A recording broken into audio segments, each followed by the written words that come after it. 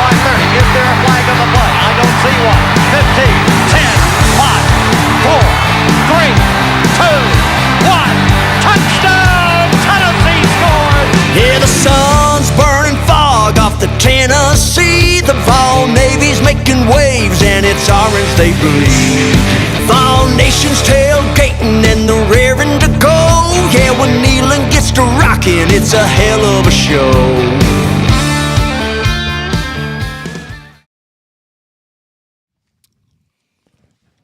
What's up, everybody? Welcome to episode 24 of the Vawls Deep Podcast. Our Tennessee Volunteers are now 6-2 with a win in Lexington, Kentucky over the Wildcats. Now it's time to come back home to Neyland Stadium for homecoming. Tennessee will face off against the Huskies of UConn. How y'all feeling this week? I'm cold. I'm confident as all hell. I'm better than we was last week. In all seriousness, it was a great win in a hostile environment. So, come on, UConn. Yeah, it should be an easy one. Good. Keep tuning up and get ready for Missouri. I ain't even mad today. I was mad last week. Well, you shouldn't be mad. It's your birthday, Corbin. Oh my God, it's Corbin's birthday. It is You're another Corbin's year birthday. uglier. Sing your happy birthday, Spanky. I'm not singing. Nah, No. we'll wait on that. You're not singing. Anytime you get an opportunity to sing, you sing. Not today. As always, we're coming to you live tonight from the Vawl Cave, live on Facebook and YouTube. Share this out for us. Give us some likes if you don't care. Anxious to see the comments roll in. We thank all of you for listening. Thank you for your support. And if you can't watch this entire show tonight, we will upload it on all podcast platforms after it airs live. We're going to talk a lot tonight about Tennessee football. Never know what to expect. Every week is different, but we got you covered, Tennessee football fans. It's also basketball season, I guess, almost officially. Round ball time. We'll talk about some Tennessee basketball coming up soon. We're going to grade position groups from Tennessee's last performance. We're going to go over General Neyland's game maxims. Did Tennessee cover all Neyland's maxims versus Kentucky? We're going to preview this week's matchup versus UConn. This Saturday, we'll give you all the information you need regarding that game. We also have our keys of the game versus the Huskies of UConn. We have this week's game predictions coming up. We'll be doing another giveaway. We have gift cards, baseball, football cards, and some decals, so stick around for details on that. Speaking of predictions, the current football pick'em standings go as follows in our group. We don't even know this yet, so. We have Corbin in first place. Corbin went 6-4 last week, though, bringing his overall record to 62-30. I'm in second place, going 9-1 last week. Woo, ball daddy. With an overall record of 60-32. I'm catching you, Corbin. And we got a tie in third place between Spanky and Spur. Both of them are at 57-35. Spanky went 7-3 last week, and Spur went 8-2 last week. Oh, Corbin, it's your birthday. So on Corbin's birthday, Corbin's going to have to dip into the cup of misfortune later on in the show for the first time. Hey, Michael Jordan, he lost some games. The New York He never lost the finals, baby. The New York Yankees lose games. I mean, sometimes the greats have to lose to come back and be better. Sometimes you just got to be humbled. I guess that's what you're trying to say, Corbin. That is what I'm saying. Well, you know what? I wish it's like that for me because, Lord, it's hard to be humble when you're perfect in every way. Oh, my God. So, Walmart, Missouri, wait, we're coming for you. We are coming to Missouri. We got a lot to do in Missouri. Spur's got to walk backwards in the store and check out in the store. After parking a bunch of cars. With something. Who has to send a Christmas? Is it Spanky? I got to send a Spanky's got to send a Christmas card to somebody he hates, and we're going to do that soon because it would be even funnier the earlier the better. Yeah. And it can't be me. It's got to be somebody else. Yeah, it's going to be somebody legit. I say we send it to Gino. We had the Waffle House Challenge, 24 hours at Waffle House for every waffle you can eat. You knock off an hour of your time. That's easy. I thought he donated money for He that. is going to donate money to that one. Yes, I don't have time to stay at Waffle House. He is. The Vault Daddy has to be a door greeter at McDonald's for 30 minutes. And then Spanky has to purchase a candle, some Vaseline, cucumber, whipped cream, and a condom from a store. Walmart, preferably in Oak Ridge. And no self-checkout. No self-checkout. And then Spur has got to park 10 cars, right? 10 cars at Walmart. So we got some catching up to do. We're going to make it happen. We're going to do this live stream or something. So we'll see what Corbin has to do tonight. We'll do our pick'ems. We'll explain to you how all that works if you want to be a part of the Vawls Deep pick'em and win some cool prizes. We have start bench cut. We have Florida, Alabama, Georgia, or other. And, of course, we have the duel. Who will win the championship belt tonight? It's fan/listener voted. So, just stick around for that, and you can vote in the comments. Who do you think will win the belt? You don't want to miss this entertainment. Yeah, I missed my belt this week due to a technicality of rock, paper, scissors from Spanky over That's here. right, baby. That's right. I think you pulled the tide, so I'm bringing that belt back home tonight. Well, you pulled my hair, ref. He pulled my hair. Spanky would like to scissor. Huh? Hey. It is your birthday, Corbin. You all take care of that. Oh, my God. Poor Spanky. Let's see. We'll hit the comment box as soon as we get back. We've got a commercial, and we'll hit the recap. Hey, what's up, y'all? It's the Vawl Daddy. I want to give a big shout-out to the Fairview Union. Great musicians, local people. Chad's from my hometown. They were gracious enough to let us use their music for our podcast. Make sure you check them out. They're huge Tennessee fans. You won't be disappointed. Let's hear them play. Man, you won't believe that roar when the boys find the checkerboard. The big orange is back. It's a fact. Volunteers, where you at? Get loud, staying proud. Send a message to the crowd. Y'all better get used to the fact the big orange is back on track. Coach Hyper, where you at? Getting it done, having fun. Power team #1. Y'all better get used to the fact the big orange is back.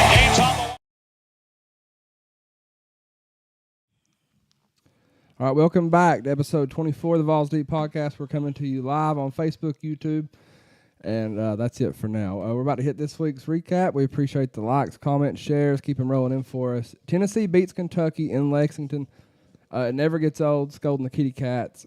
Overall thoughts on Tennessee's performance versus Kentucky? Look, we played 4 full quarters of football. Looked great doing so in most aspects. And we won another one-score game and made vast improvements in some areas. We're looking suspect in others. We're going to discuss all that and more tonight, I'm sure. I thought we looked damn good, to be honest with you. I thought it was one of our better games of the season, and I never had a doubt in my mind we was going to lose that ball game. Spank? I feel about the same. There's areas of improvement, but I thought this was the best 4-quarter of a game that we've played all year, honestly. For sure. Great football game, even if you're not like a Tennessee fan. Just a good football game to watch. Tennessee should have ran away with it, in my opinion, but, hey, we've been struggling on the road. We played 4 quarters. We put it together and won versus a very good Kentucky football team. Let's go over some offensive stats. Tennessee ran the ball as a team 47 times for 253 yards. Jalen Wright, 11 carries for 120 yards. That's a 10.9 yards per carry average. That's insane. 1 touchdown for him as well. Dylan Sampson, 17 carries for 75 yards and a touchdown. Jabari Small, 9 carries for 32 yards. What are your thoughts on Joe Milton? Also had 10 carries for 26 yards. Overall thoughts on Tennessee's rushing offense? I thought, just same as always, just keep on ticking. That's our strong point of our offense. It was simply dominant again. Kentucky's run defense was touted as one of the best that won't play all season, and yet again we ran all over them. Jalen Wright's a beast, and I love seeing Dylan Sampson come in and take over in the 4th quarter because he did. He took that game over in the 4th quarter. Yes, he did. It was like the game plan worked. Jabari Small also ran well, and even Joe Milton lowered his shoulders a time or two. I really like getting Joe Milton involved in the run game. I think it adds to his passing game as well. Yeah, I think we played phenomenal offense, to be honest with you. I mean, the run game, just watching it, we had them, if we couldn't pass the ball all night, we had them on the run game all night. They could not stop us for nothing. Yeah, anytime you can run the ball like this in the SEC, you're going to have good success. You're probably going to win the football game. Absolutely. So great job, great recovery from the Alabama rushing game. Tennessee through the air. Joe Milton was 17 of 20, 227 yards, a touchdown.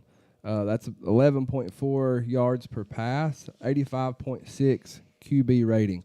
Thoughts on Joe Milton in the passing game?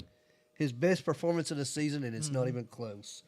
only 3 incompletions, and he hit the long ball a couple of times. And oh my God, Joe Milton completed passes while he was running. He looked good he too. looked good. That crossbody throw was Yes. great. I was floored by this and thought, where has this part of his game been? It can really set him apart, and I hope it continues because we're going to need this Joe Milton in the coming weeks. I agree. I think like this is his best game passing the ball, and like I don't know, last couple weeks I've started to realize something with Joe, and I think the reason they ain't really opened the playbook up for him is because they know he can hit them long balls and deep balls, and he does have a tendency to overthrow his receivers, and that the defense can kind of read that better because they know, hey, he's just good for the long ball, then we can just stay back and not worry about the middle, and I think. One of the reasons the coaching staff worry about him is if you overthrow something in the middle of the field, what's going to happen? It's going to get picked. Or it's going to get batted down. So, but I think nothing to take away he did Saturday. I think Saturday's his best performance. Yeah, no doubt. Joe's best game so far, and he looked good against Bama too, in my opinion. He does what he's asked. Like I said, I don't agree with a lot of the play calling, but he's doing what he's asked.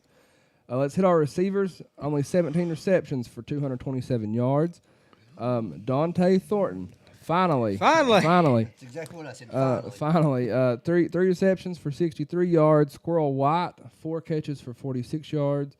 Love to see Chaz Nimrod involved, a catch for 39 yards, touchdown pass and reception. Dylan Sampson, 4 catches for 39 yards. Ramel Keaton, 3 catches for 30 yards. Jabari Small, a catch for 8 yards. And Jalen Wright, 1 catch for 2 yards. Thoughts on the receiving core? Hey, Dante Thornton, man, he bought it. He bought it this past weekend. Hey, that's what we've been expecting with him. He's making the plays happen. Yeah, and they expect him to be a one and done. I feel like he's going to come back and really light it up next year. Man, that receiving core next year could be scary good yet again. But like we said, Dante Thornton finally, we've seen some glimpses of greatness there. All receivers played well. Our younger receivers are starting to step up and replace a Baru, so we're going to need them again down the stretch. We're gonna hit the comment box just in a second, y'all. We appreciate it. We'll hit all of them. Keep them coming in for us. Tennessee on defense: 1 sack, 4 tackles for loss, 2 pass deflections. Thoughts on this defense? You know, our secondary was a lone scare this week as Kentucky threw for a ton of yardage. However, we shut down that run attack that hasn't been stopped much all year. We clearly made that a point of emphasis to stop Kentucky's run, and we did so. Our D-line played excellent.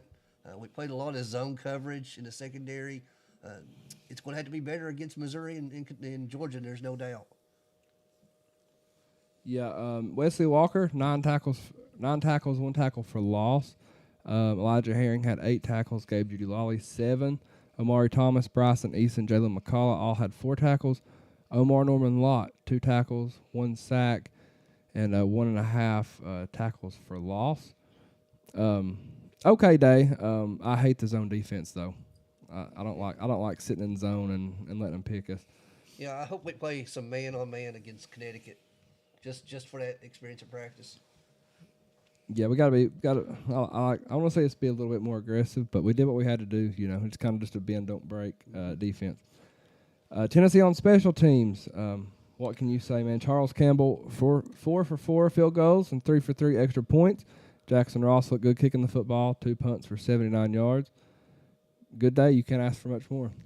That seems to be the trend with the special teams unit this year is consistency. Yeah, it was great again. Campbell made a 49-yard field goal and all the rest of his kicks. I seen a stat where not only at Tennessee but where he was before, he's made over 100 straight extra points now. Heck yeah. While extra points are given, they're not always easy, so to get 100 consecutive is pretty good in college. Yeah, that's pretty impressive, to be honest with you.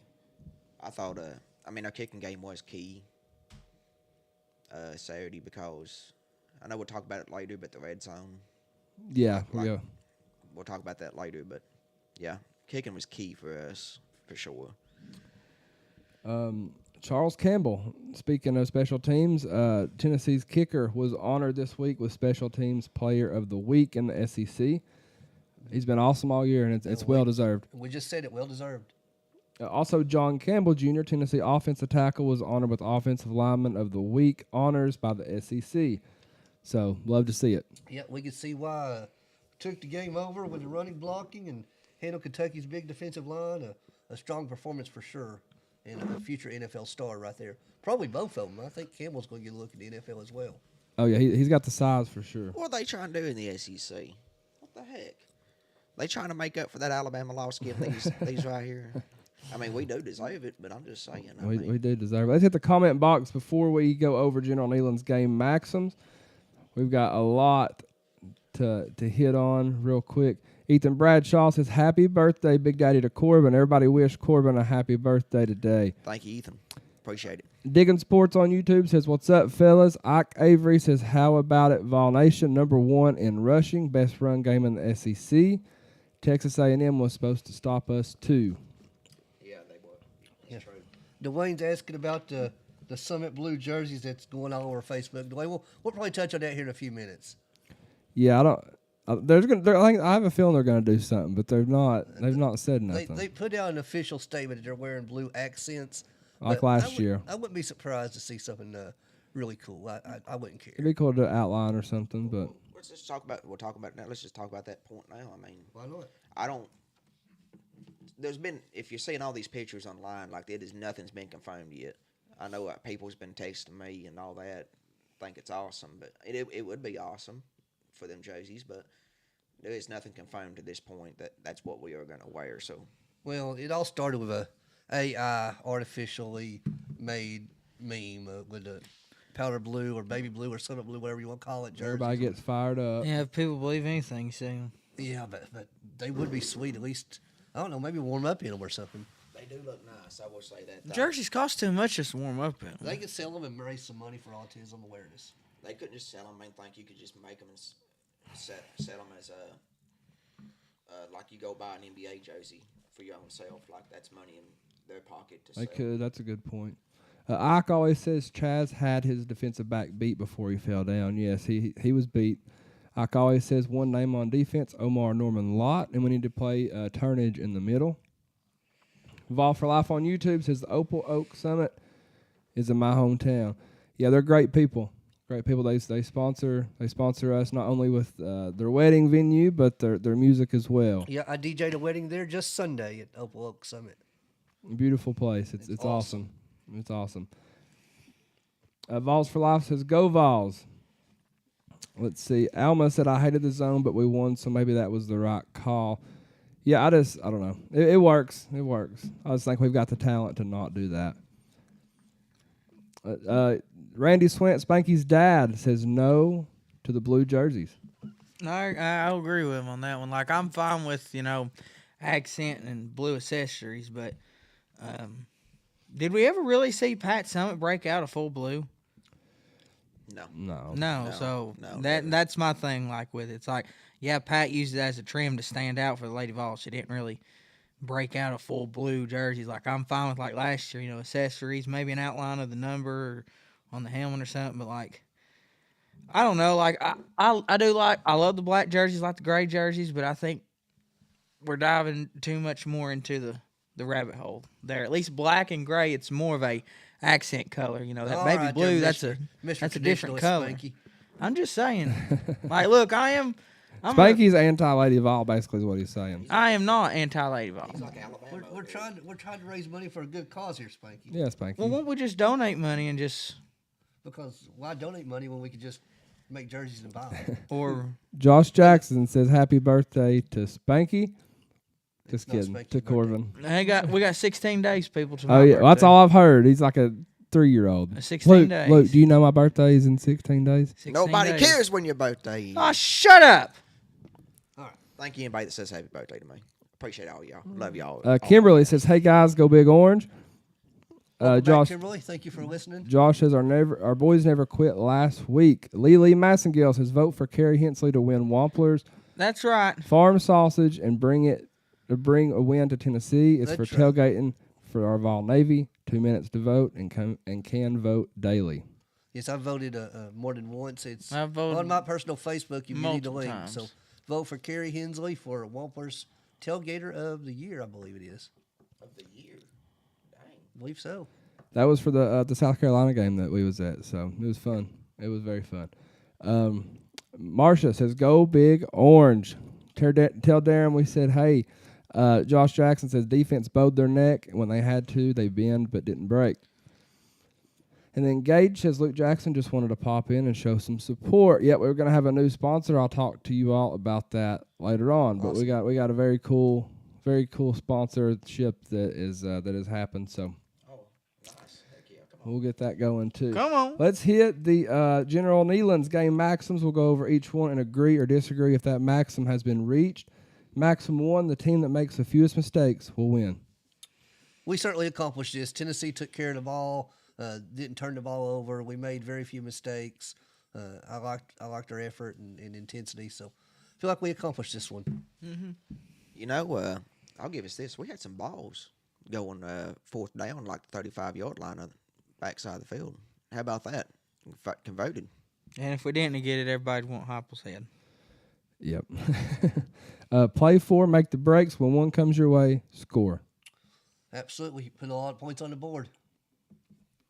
Yeah, I like to see some more touchdowns, kind of like the Bama game, just a couple more touchdowns. But as long as we're putting points on the board. If at first the game or breaks go against you, don't let up. Put on more steam. We took control of the game early, and we never let that control go. Agreed.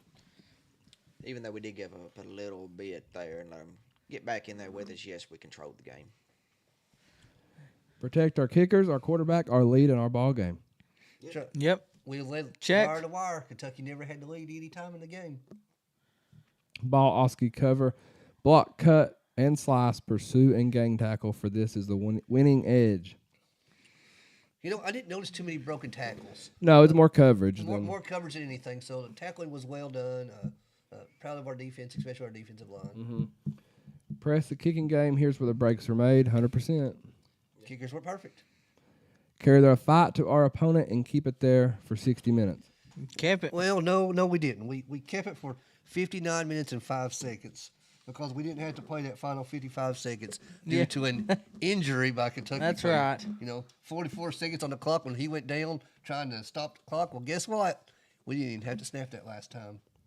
Cracked me up. I was at a wedding just yelling at my phone. Like, 10-second run off. I already knew. Yeah, I was sitting there. It took them forever to figure it out too, or to at least make the announcement. Let's talk some Tennessee basketball. Tennessee versus number 4 Michigan State in an exhibition game in Michigan. Tennessee comes out on top. Love it, and we done this without Santiago Vescovi and Zakai Ziegler. Our basketball team is great, and we can talk all regular season Rick all we want, but the sky is the limit for this team. We look good, honestly.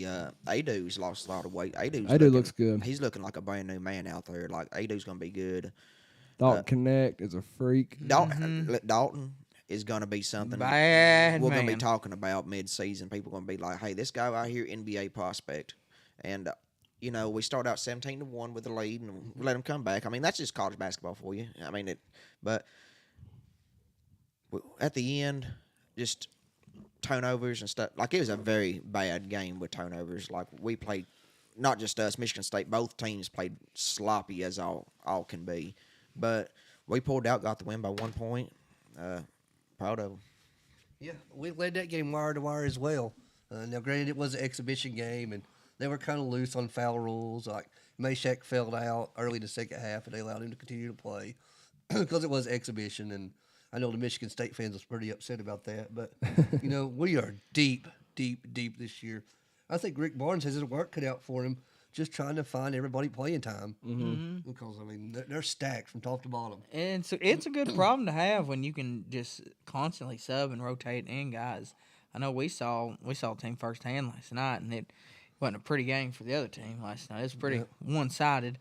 And heck, we saw a bunch of younger guys play some key minutes last night that I thought stepped up pretty big. Oh yeah, we're deep. We're deep. And another note of interest that season tickets for UT men's basketball has sold out. They've sold every season ticket they had available. So, excellent news for UT athletics. Not for the paying ticket customer. Tennessee beat Lenore Rye 90-48. We played the entire team. It's fun, man. It's good for the team to get that kind of bonding type games too. 100%. Going to be an exciting season on Rocky Top. Josh Dobbs has been traded to the Minnesota Vikings. What are y'all's thoughts on this? Well, I like it. He's definitely proved himself with Arizona in a certain way to for Kirk Cousins to go down and then to trade for Josh Dobbs. I mean, he's done something right to be traded to get him. Yeah, he's just got one win in Arizona, but when the season started, Arizona was predicted to have like 4 wins. And they're in the trying season. to tank too. So. Yeah, they're trying to tank too. So, plus, I know he played really bad this past Sunday, but I mean, Kyler Murray, he had that down his neck, and he's out there just trying to like Kyler Murray's a superstar, and he's trying to keep his position, and he's just, putting too much pressure on himself. But I think this is a good opportunity. Justin Jefferson, T.J. Hawkinson. I mean, good receivers can make some plays happen, catch the balls. I mean, this is a great This is a sink or swim moment for Josh Dobbs, to be honest with you, because listen, he's had all these times in the practice. Well, not the practice, but second string, third string, coming in these situations, coming in with Arizona like he did with a bad team. Now he's with a decent team, not a great team, they're pretty decent, can be a good team. I mean, they're hitting a stride right now, but this is his opportunity to prove himself. Go out there and this is it for him, I think. So let's go over. So Dobbs started with Pittsburgh, and we could be off on this, but Pittsburgh. Then he went where? Cleveland. Back to Pittsburgh. Yep. Back to Cleveland. To Tennessee. Back to Cleveland. Went to Jaguars at one point. He went to the Jags too. He did go to the Jags from Pittsburgh. Yep. From Pittsburgh. Yep. And then he went. Well, he was at the Titans. He went back to Cleveland. Back to Cleveland. Then to Arizona. Now Minnesota. Now, God, this is happening. He's a journeyman, and I love Josh Dobbs, and he was a great quarterback for us. But I think he's starting to learn his role in the NFL. Like, he's not going to be with the franchise for a while. I think he's good enough to get a spot too. Let me let you guys tingle just a little bit, because Kirk Cousins may be out for an extended period of time. Oh, he's going to be out for a minute. If Josh Dobbs plays well this season, he could start with Minnesota next year. So just think about this. Minnesota versus Detroit. Josh Dobbs versus Hendon Hooker. How awesome would that be? It'd be awesome. That'd be awesome. But my thing with Dobbs did is he say it too? He was a good quarterback for us. He was with the line. That's crazy. Yeah. But he's starting to learn his role in the NFL. And there's just certain quarterbacks who are journeymen, who are guys that will come in, do a job until that starter gets done, and then he'll go play somewhere else. He's a void filler for teams, as you'll call it. He's in there. He's in there to help the team through trying times, get them to where they need to be, and then he'll go to another team. And I think he's learned that. Look at Geno Smith with Seattle. I mean, he was kind of not a journeyman much, but he was always a Fitzgerald, yeah. He was a backup for so long after the Jets, and now he's become a superstar with the Seattle Seahawks. We had Fitzmagic, now Astor Dobbs. He's making plenty of money doing it. Yes, he I is. know Happy that. for him. Let's hit the comment box real quick one more time. I got one more bit of news before you go to Okay, hit us with it, Daddy. Hey, I just want to mention that the Lady Vawls basketball team played Carson Newman in an exhibition game and won big, 106-72. And this Sunday, the Lady Vawls welcomed the United States Women's National Olympic Team into Thompson Bowling Arena at Food City Center. That's a very good point. Yeah, there's some big names on that team that's coming in. Brittany Griner, Diana Taurasi, Olivia Boston, among others. Is Taurasi still playing? Yeah, she's on that team. So it'll be a unique opportunity to see really an all-star lineup for women's basketball right there in Knoxville this Sunday afternoon. Kimberly says, great basketball game, and Gainey is very good, too. Yes, Gainey is very good. He got a lot of criticism, too, because he's like the assistant coach's son. Mm-hmm. So that's good to see. I'm curious if it's going to be a packed house Sunday with how big of a game this is. I'd like to see it myself. I know. When was the last time that Thompson was sold out for a Lady Vols game? Me and Luke last year, I know we went to the UConn game last year. It was pretty crowded. It was pretty crowded. And for South Carolina last year. Alma on YouTube says Rick Barnes is the man. People are dumb, and I agree with you there, because it's hard to find a coach that's going to take you as far as Rick Barnes is going to. Austin Hensley says, off topic, Spank, what do you think of the TSSAA and TMSAA changing the bonus rule in basketball to 5 fouls a quarter and no more 1-on-1 free throw shooting? Well, I think it's fine, really. Like, I just don't. College is getting away. That's exactly what college is going. College is going to it. The NBA is going to be going to it. Everybody's going to go to it, except college men's basketball for some reason, but they'll get to eventually. But I like it, honestly, as a coach because you can use that per quarter. Because one game it might help you, one game it might hurt you. It matters on opinion. Like, for that first half, it's like, oh, my God, we got to wait till the freaking end of the half for these fouls to reset. Or it could be like, hey, we're doing good here. End of the quarter, our fouls just reset. Like, it's going to be a game-by-game scenario. The biggest rule change that not a lot of people are talking about is the timeout inbounds play. Do you know about that one, Spur? Tell me. So what it is, okay, so if you're going to throw the ball in on the other end of the floor, you're a coach, you call timeout. You can advance it to the You can advance it to your baseline. Okay. That is huge right there, especially in late game scenarios. Instead of, people rolling the ball down the floor not to get the clock to run, you can easily call that timeout and get it advanced to your side of the court. And that's a big one. To your side, not underneath the goal, to the side. Yes, your side of the floor, on your baseline. Yeah, that's how they do women's basketball Yes. as well. So. They've basically taken the high school, middle school rule to women's college rules. Yeah. That's how NBA works. Yeah, I like the rule changes.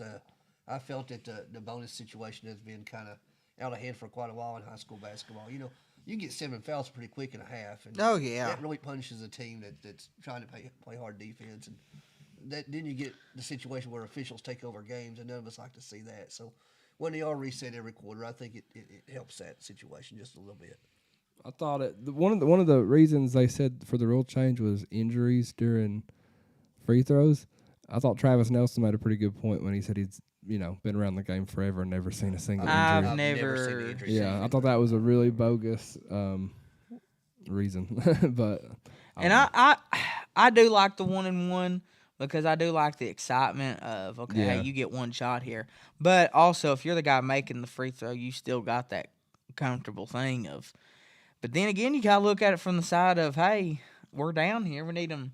They get 2 chances to score here. all right, let's. Danny Hall says, "Come on by and get you some chili and tamales Saturday." That's Hoskins Tailgate. Make sure Danny, you. I'll be there, buddy. Hoskins tailgate. Yeah, I'm stopping by the Hoskins tailgate. We'll probably be there about 8 o'clock in the morning, buddy. Yeah, y'all make sure to check Hoskins Tailgate out. You can look them up on Facebook. If you got a link or anything like that, Danny, feel free to post it in here. Vawls for Life has asked 3 times. It's that one guy from Cofield. There's only one of us here from Cofield, and we've got a hybrid here as well. Who said that? Huh? Who said Vawl that? for Life on Facebook or on YouTube. Oh, okay. We'll be right back. We're gonna grade some position groups when we get back. Thank you for watching our recap. We'll be right back.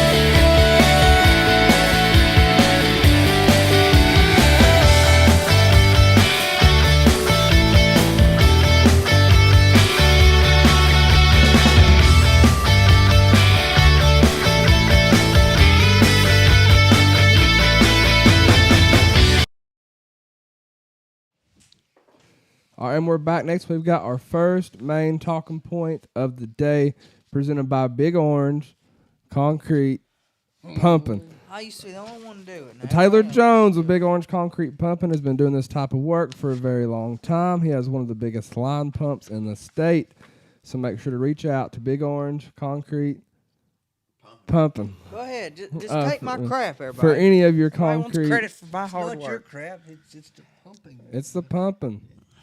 I came up with the pump. No one gives he the best take- pump like the Spanky. He takes care of your crap. This is the Big Orange Concrete Pumping. You got to get with the program, Spanky. All right, y'all, let's get Vawls deep, each position group. Let's grade them from the performance during the Kentucky game last week. Let's start with the quarterbacks. I'm gonna give him an A plus.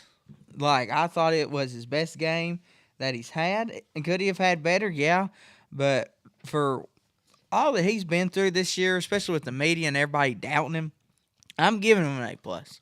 I also gave Joe Milton an A+. You know, the stats don't really jump out. He was 17 or 20 for 227, but it's the way he led that offense. Only 3 incompletions. He ran with authority. He made perfect throws even on the run. It's the best Joe Milton we've seen as a volunteer. And I'll tell you what, and I may mention it again later on today, but that third down, and I believe it was 9 under 2 minutes, where he ran for a first down and then slid inbounds to seal the game. Yeah. That was absolutely huge and a smart play by Joe Milton. I gave him an A+ as well. Spur said it good. I mean, but I think he played fantastic. I think like 17 for 20. Perfect game for Joe from what he's played so far this year. I had one critique, and it was when he went out of bounds right before that one first down in the first quarter, and he could have got that first down easily, but he just stepped out right before. That was my only critique through the whole game with him. That's just human error. Like it.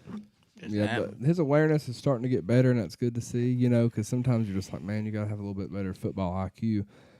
Joe, I gave him an A. Done what he was supposed to do. Solid performance on the road, so that's key too from Joe Milton. So I'm giving Joe an A. What about running backs? A+ as well. Like Jalen Wright, 120 yards, rushing yards, and yeah, he led the team in stats. But if I had to give a game ball to running backs, I'm giving one to Sampson.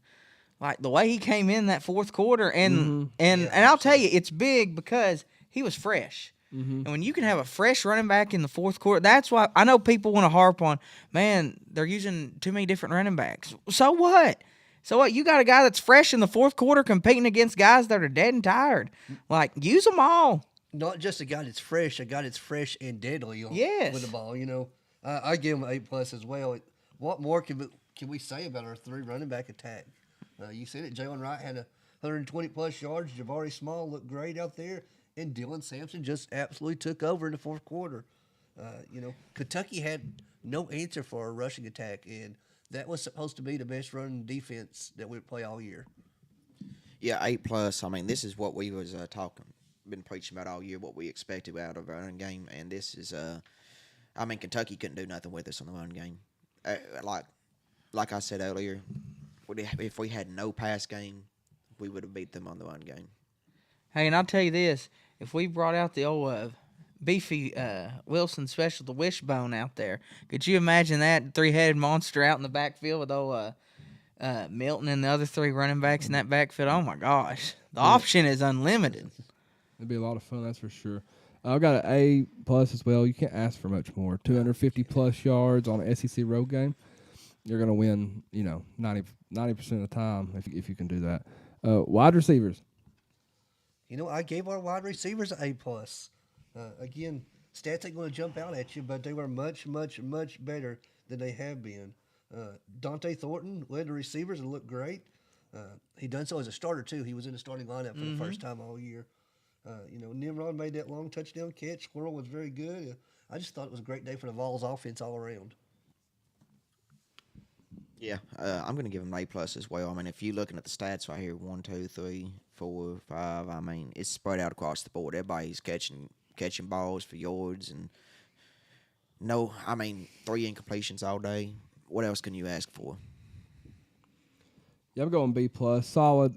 In my opinion, they're not getting enough opportunities, but with the run game so good, it's hard to complain. But I think we're getting screwed on some pass interference calls too, and I think that's hurting a lot with what we're trying to do. I think we're getting screwed more than that. We're getting on some holding lingo there too. But let's hit the tight ends. I gave our tight ends an A. Blocking was absolutely tremendous for our tight ends this week. We opened up holes for our backs and done fairly well in the receiving game as well. I like the effort. I like the intensity. I like both of our tight ends. I give him an A as well. Solid performance. Like Spur said, blocking was excellent for him up front, and I thought they caught some balls when they needed to. I'll just give him a solid B.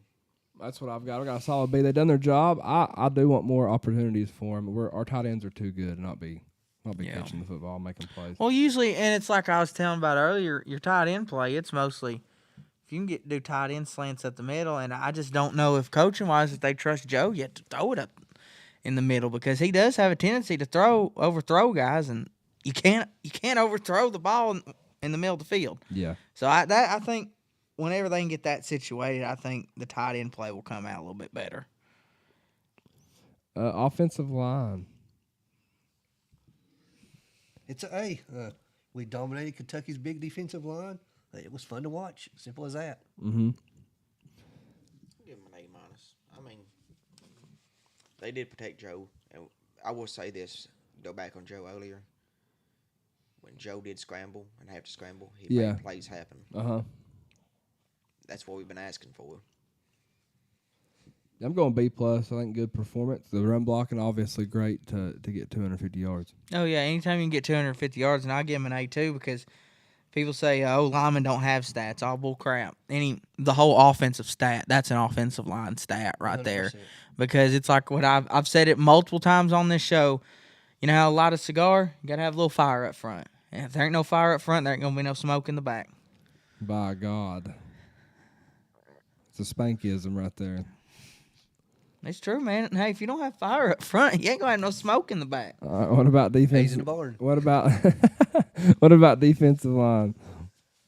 I gave our defensive line a solid A. We kept Kentucky's run game from getting remotely going, and that rushing attack has done a number on some other teams this year, including against Florida. A couple offside penalties that I could overlook. You know, it was in a hostile environment. It's going to happen every now and then, but all around a pretty great performance. I don't really get upset about offsides penalties. Now, the one that usually does drive me crazy if it's like a nose guard, like right over center, because like the ball's in front of your face, dude. But most of the time, like if your defensive line's getting offsides, like that means they're just fired up, ready to go. And as a coach, if you get on to them, you know what's going to happen that next play? They're going to get pancaked because they're more eager to. Oh, I don't want to jump here, so I'll take them all day long. I'll give them a. I'll just give them a B. Kentucky, we did contain the run game, which is what Kentucky was known for. They was not known for their pass game at all. They was the run heavy offense, and we controlled it. Yeah, how many yards they have on the ground, Spur, Kentucky? I'm gonna go B+. A lot of this again is on play calling, basically on the passing downs. We need to be more aggressive and stop. 24. Wait. 72 yards. 72. I know we held them less than any other team has held their rushing attack all year long. So you got to give them props for that. And you know, Kentucky was only 5 of 11 on third down, so that's an area that's improved some too as the season's going on. Let's hit defensive backs. A little scarce. Kentucky, they threw the ball up and down the field. I'm going to give them. I ain't going to give nobody below a B this week, but I'm going to give them a B-. I gave our defensive backs a C+. Kentucky took advantage of Haddon being out. Our secondary struggled in a bend but don't break style. We need to show improvements in the coming weeks for us to have a chance to win at Missouri and Georgia. C+. They was making. I mean, they was letting plays be made, big time plays that was putting Kentucky back in the ball game every single time. Yeah, I'm going C-. And again, I don't like the zone. I know that's not necessarily just on our cornerbacks, but the coaching as well. But Kentucky had 372 passing yards. That's crazy. 372 passing yards. So I got C-. What about linebackers?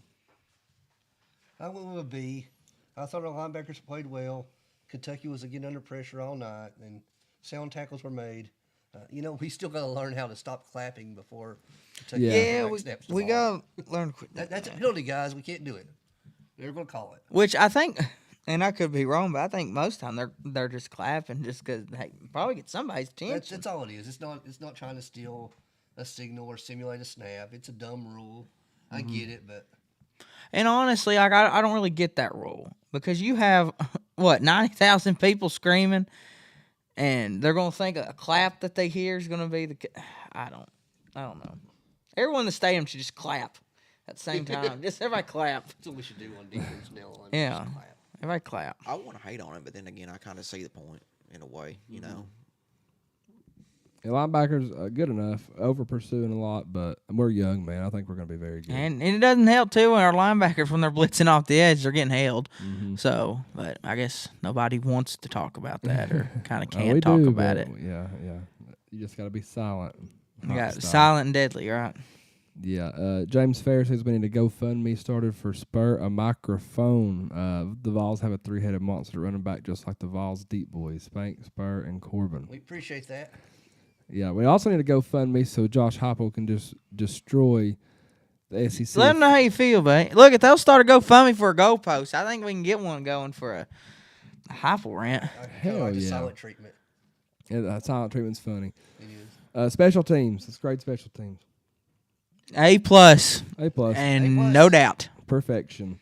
Let's give out some game balls. Who would you give the game ball to on offense and defense versus the team up north? For offense, I'm gonna go Sampson for what he did in the fourth quarter. Yeah, it was kind of neck and neck game. We always had the lead, but I think his performance in the fourth quarter kind of took that edge away. Go ahead, Corbin. I'll let you give it to whoever you want to. I'm going to give it to Jalen White. He had 11 carries for 120 yards, 1 touchdown, 10.9 average yards per carry. Hell of a game. That run game was very key.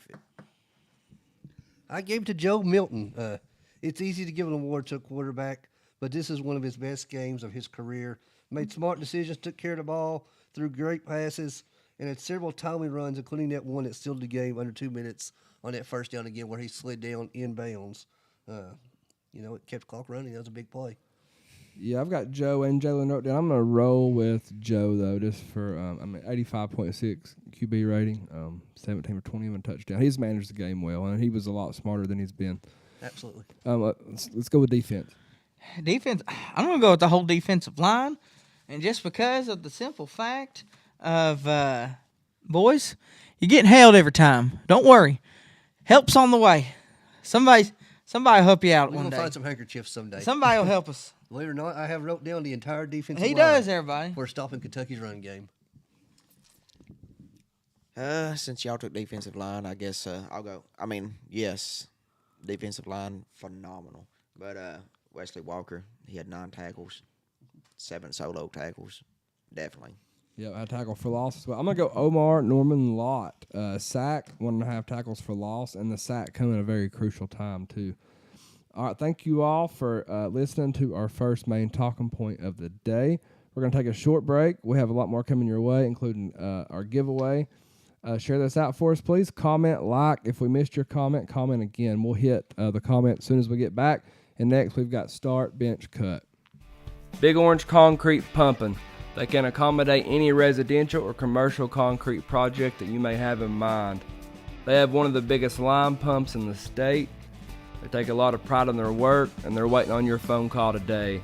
Their number is 865-371-3367. Whether you're pumping noise in Neyland or pumping concrete, make sure you roll with the Big Orange. That's Big Orange Concrete Pumping, 865-371-3367. All right, and we're back. We hit the comment box real quick. Mr. Jones says, go Vols. The Vols are number 7 in the nation in rushing offense, number 74 in passing offense, and our defense is number 6 in the country, getting sacks. He says, no team has ever committed a penalty against the Vols, apparently. He says, Charles Campbell deserves offensive game ball. 4 field goals is because the offense stalled in the red zone. Game ball to Charles Campbell. Yeah, Mr. Jones, we're going to get more into the red zone offense in our second main talking point. There's a lot of issues there. We're way too conservative, but we'll get more into that as well. So everybody, welcome back to episode 24. We're live from the Vols Deep Man Cave. We hope you're having a great Wednesday night. We're live on Facebook and YouTube. Share this out for us. Slap the like button. We'd truly appreciate it. Next, we have start, bench, cut. How this works is I'll give a question. We have to rank our answers in order from first to last.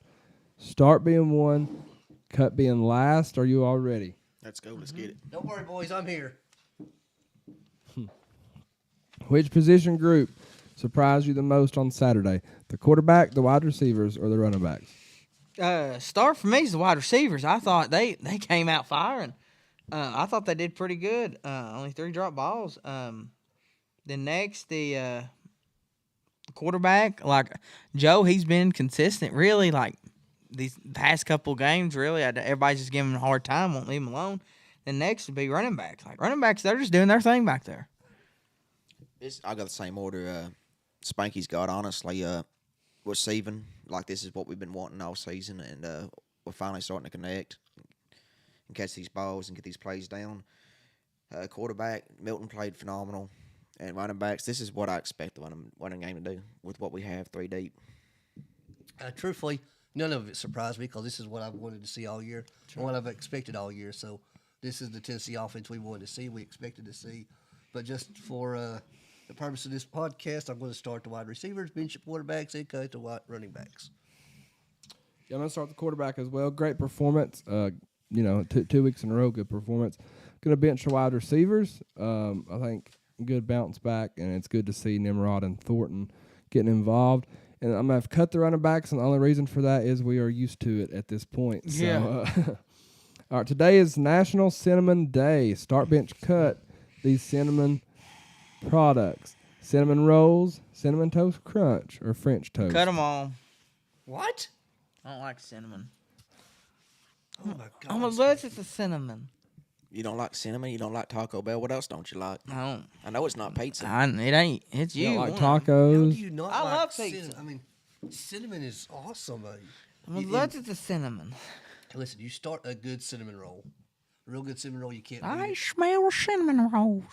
You bench your French toast because, God, now I'm hungry. And for you, Spanky, I'm going to cut the cereal. Thank you. That needs to be the last one, if Cinnamon Toast anything. Crunch. I'm going to start cinnamon rolls. I mean, phenomenal. If, like Spur said, if they're cooked right, I don't like daggone. cinnamon.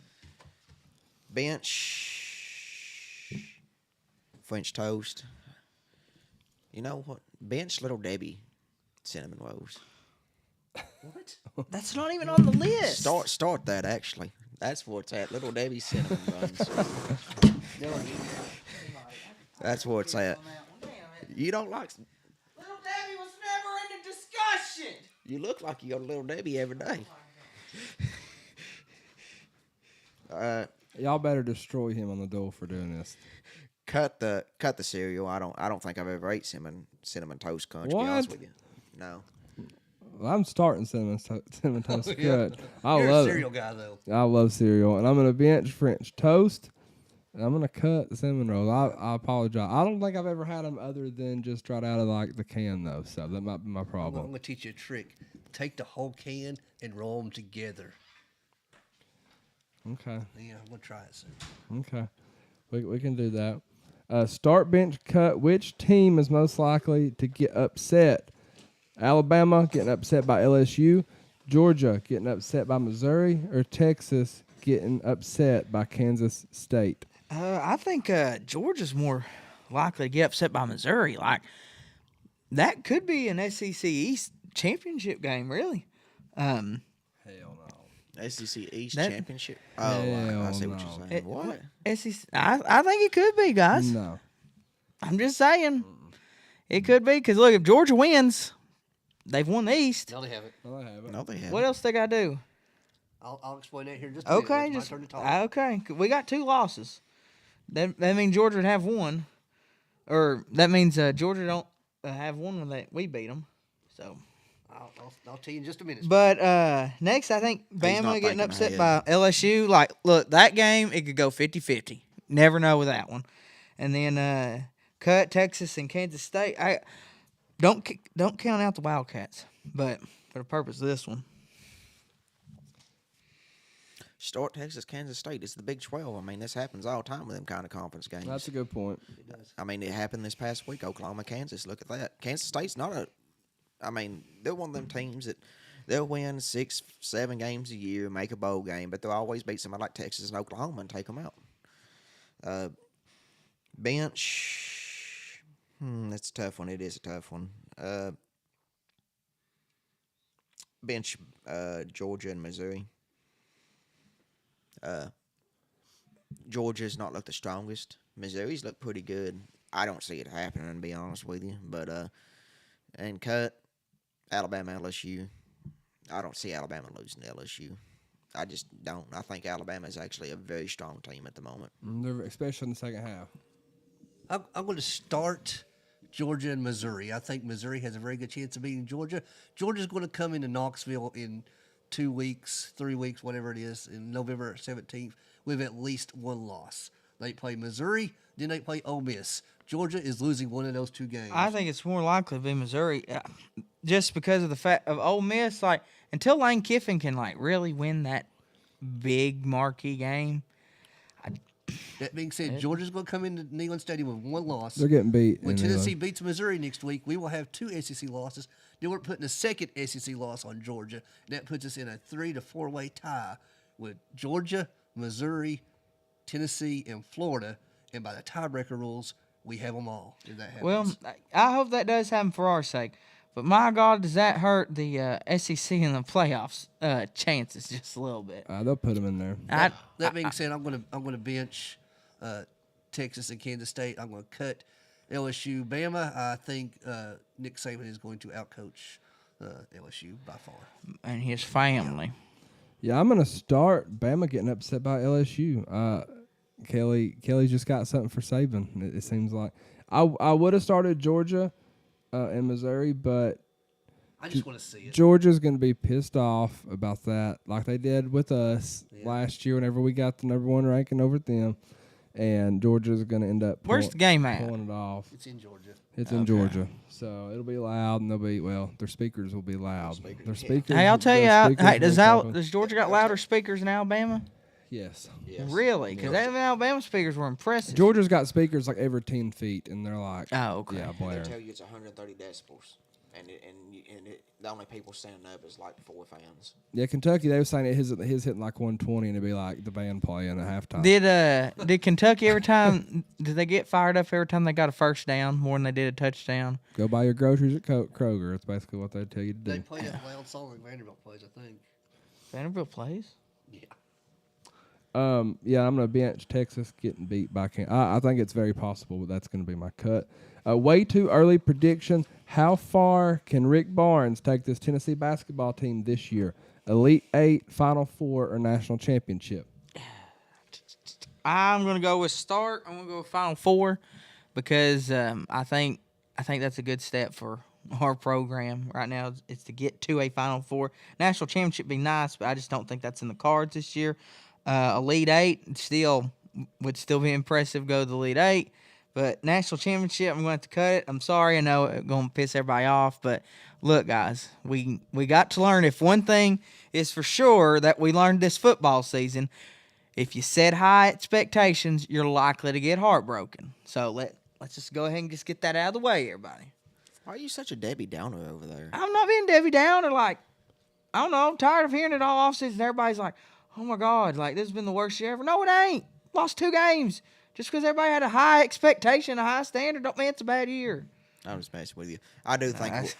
I honestly, I'm going to say Elite 8 just out of the fact the NCAA tournament is wild. You never know what's going to happen. Somebody look last year. I mean, it's every year. Every year, Wichita State, Villanova, St. Mary's, Xavier, Creighton, heck, Tennessee Tech come out there. And Bobby do Black something. University of the South. You never know, man. We could have Loyola Maryland come out there and do something for all I know. So I'm going to say Elite 8 just because of the crazy madness that can happen. Wait a minute. Is it happening in March? So it must be March Madness. Yeah. Yeah. But I'm gonna bench. He's so good. Yeah, I'm so good. I'm good at everything. I'm gonna bench national championship because if we do make it as far as the Final 4, we are going to the championship, no doubt about it. So cut the Final 4. Guys, read the question. It says, how far can Rick Barnes take I got this it team? circled too. It says can. Tennessee has a national championship caliber team this year. They look good. They're deep. They're very, very deep. We can win a national championship. That's not saying we will. Team's That's loaded. saying we can. So I'm going to start. We can win a national championship. I'm going to bench a Final 4 because we can win a national championship. We're certainly making a Final 4, and I'm cutting the Elite 8. I think we're better than the Elite 8 this year. Spur is 100% correct. How far can Rick Barnes take this team? And the team is loaded. So the correct order is going to be starting national championship, benching the Final 4, and cutting the Elite 8. It is March Madness, though. It gets wild, so you never know. Last one, start, bench, cut. These famous people born in Tennessee: Johnny Knoxville, Bill Belichick, or Justin Timberlake? It's Johnny Knoxville. His last name's after the best city in the state. Like duh. And then next is Bill Belichick. What are you Probably. trying to say about Cofield? You're saying Knoxville's better. Well, Cofield's a town, not a There's city. not a city hall in Cofield. I'll give him that. There's no city hall. And still, it's a city. No, it's a town. No city don't have a Dollar General. Just because you're the mayor don't mean nothing, buddy. Calm down.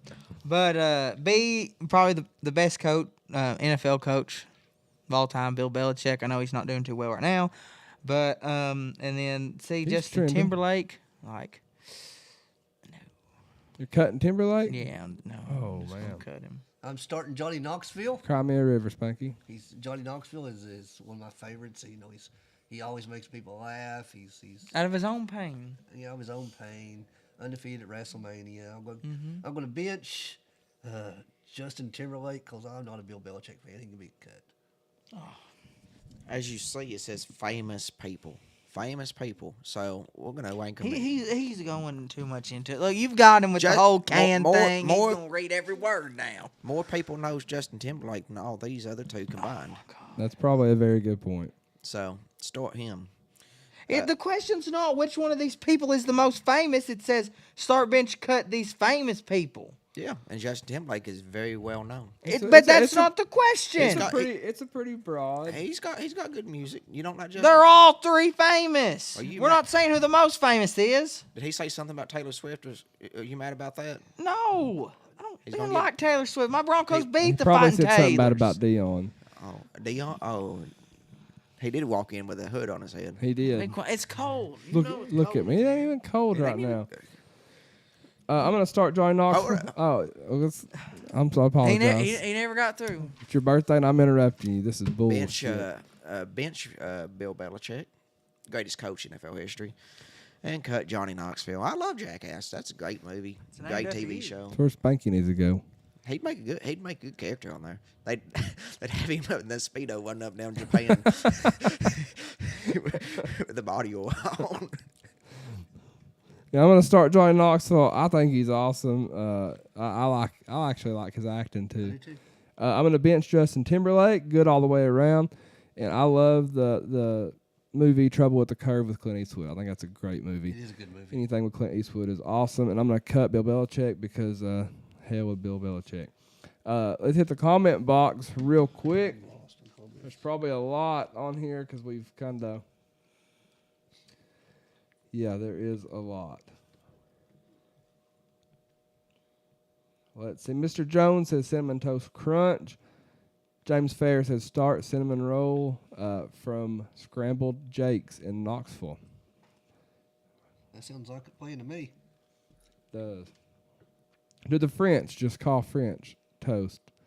Toast. That's from Mr. Jones. Josh Jackson says Ciro is the GOAT.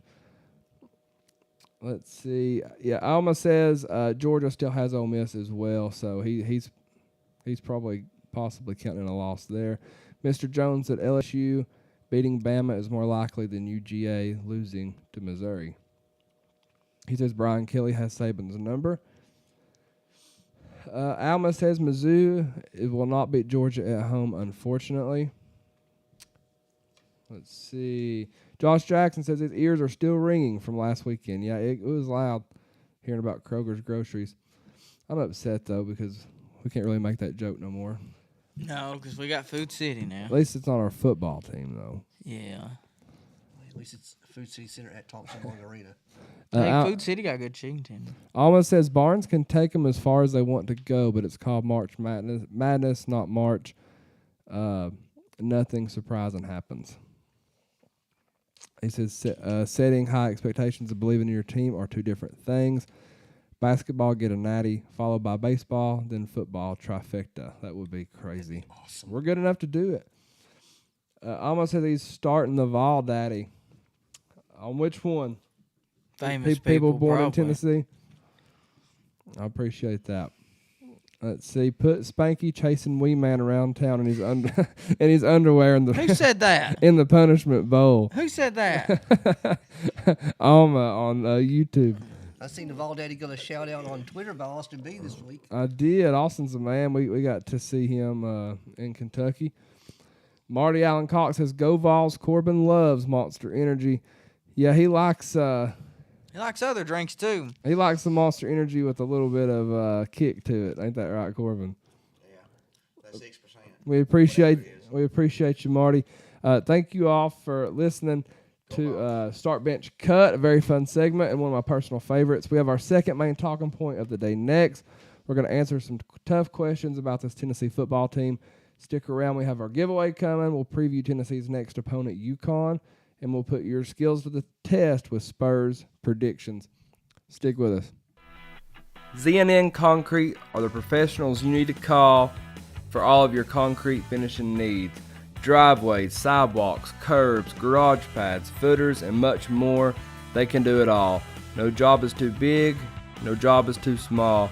Give Z&N Concrete a call today, 865-360-6176. Residential or commercial. That's Z&N Concrete, 865-360-6176.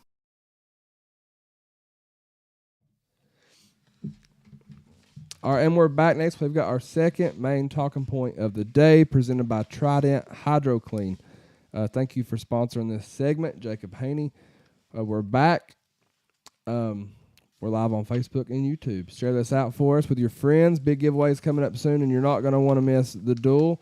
It should be very entertaining tonight, and it is listener voted. Joe Milton, in my opinion, played great versus Kentucky. I thought he played very well versus Alabama as well. Does Joe keep trending starting this week? I hope so, and that's the one thing too that's exciting and good about the game of football. But what? My God. Well, sorry, pal. But yeah, I hope so because in football, momentum is the most deadly and lethal thing ever. It can either be good for you or it could be very bad for you. So let's hope we can keep the right momentum. Well, I have wrote down, I hope so.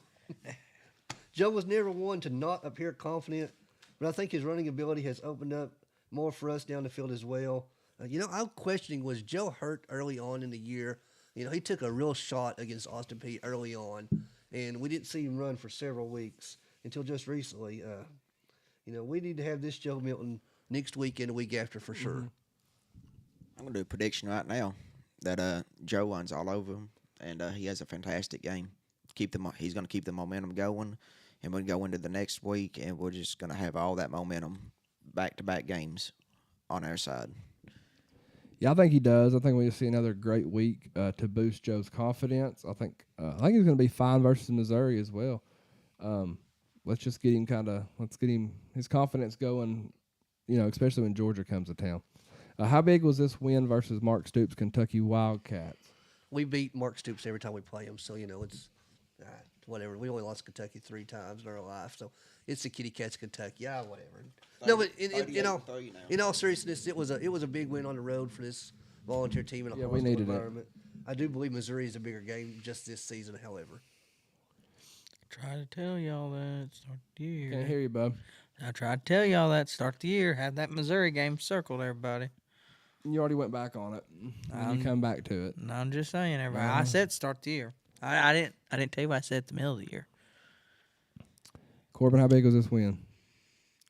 It's pretty big. I mean, it's Kentucky. It's a big win for us, though. Honestly, from the way we played all season, it's Kentucky killed Florida. They did. They did beat Florida, didn't they? And beat the brakes off of them. I forgot about that. I mean, it's a good win, but I mean, it's Kentucky. I mean, we beat them every time, but for the way we played, yes, this is a confidence booster in my mind. Like coming off at what happened with Alabama, and now we got UConn coming up, we got Missouri coming up, and Georgia's coming up. Like we need the momentum to keep going. Luke, I seen some Kentucky fans just lose their absolute minds in that game. It was beautiful. It was bad. They cannot take losing to Tennessee for nothing.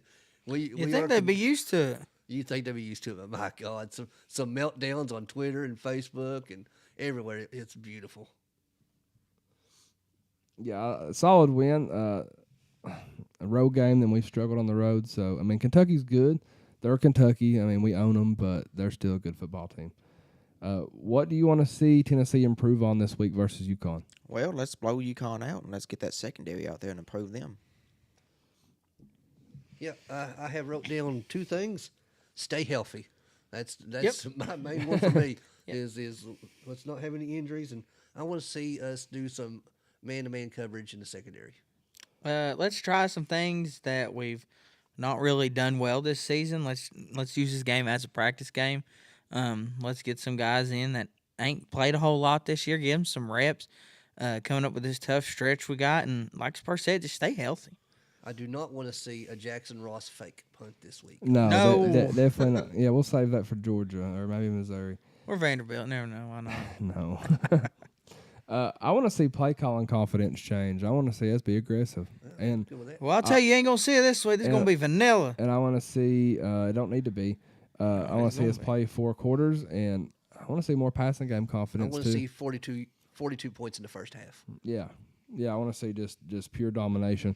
We need to give it to the University of UConn for all them years of pain and sorrow that they put us through. I want to see Navy Schuler play football this week. Yeah, that's a good way to put it. Tennessee's passing defense struggled versus Kentucky. How concerned are you with this Tennessee passing defense? Very much so. But like I said earlier, it was a bend but don't break. You know, we played a lot of zone defense. Kentucky took advantage of it. We did limit them inside the red zone especially. Yeah, I'll be honest, I'm not really too concerned. I think we've played pretty good this year on defense, so. I think we got to rush more than 3 and 4 at times. Yeah. Haddon is out, that's hurting, and zone's That's not. a big part of this it. zone, this soft zone's not going to cut it, just nonstop, in my opinion. How concerning is Tennessee's red zone offense, and how conservative we are in the red zone? It's very concerning because, look, our special teams does good because we make them do good.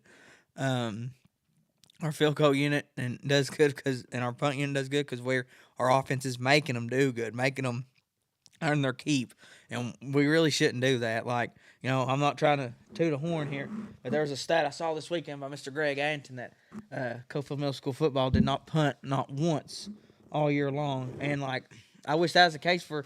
Look at Spanky over there tooting his own horn. I'm not tooting my own horn. Look, our special teams coordinator. Look, the punt team was ready. Everybody, I can promise you that we were ready. We were just tooting never his given own that horn opportunity. again, letting everybody know what he coaches. But I think we do need to be a little more. I'm not saying rolling the dice, but need to let our balls hang out just a little bit in the red zone. Let your Vawls hang out.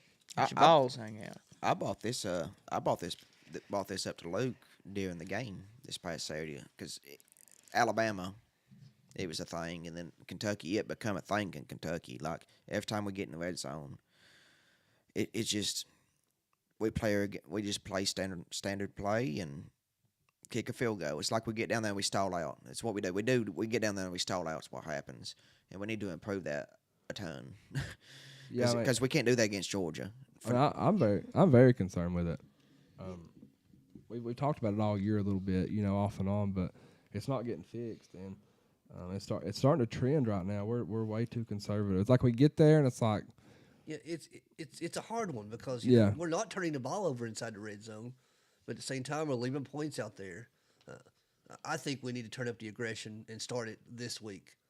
I agree 100%. I mean, yeah, I wouldn't be mad if it's 4th and 5 inside the 20 and Josh Heupel goes for it this week. It's UConn. Let's make those pressure plays. I mean, if we're gonna, it's time for Nico this week, just a little bit more. Lose, then lose being aggressive. It's not just that the play calling's aggravating me.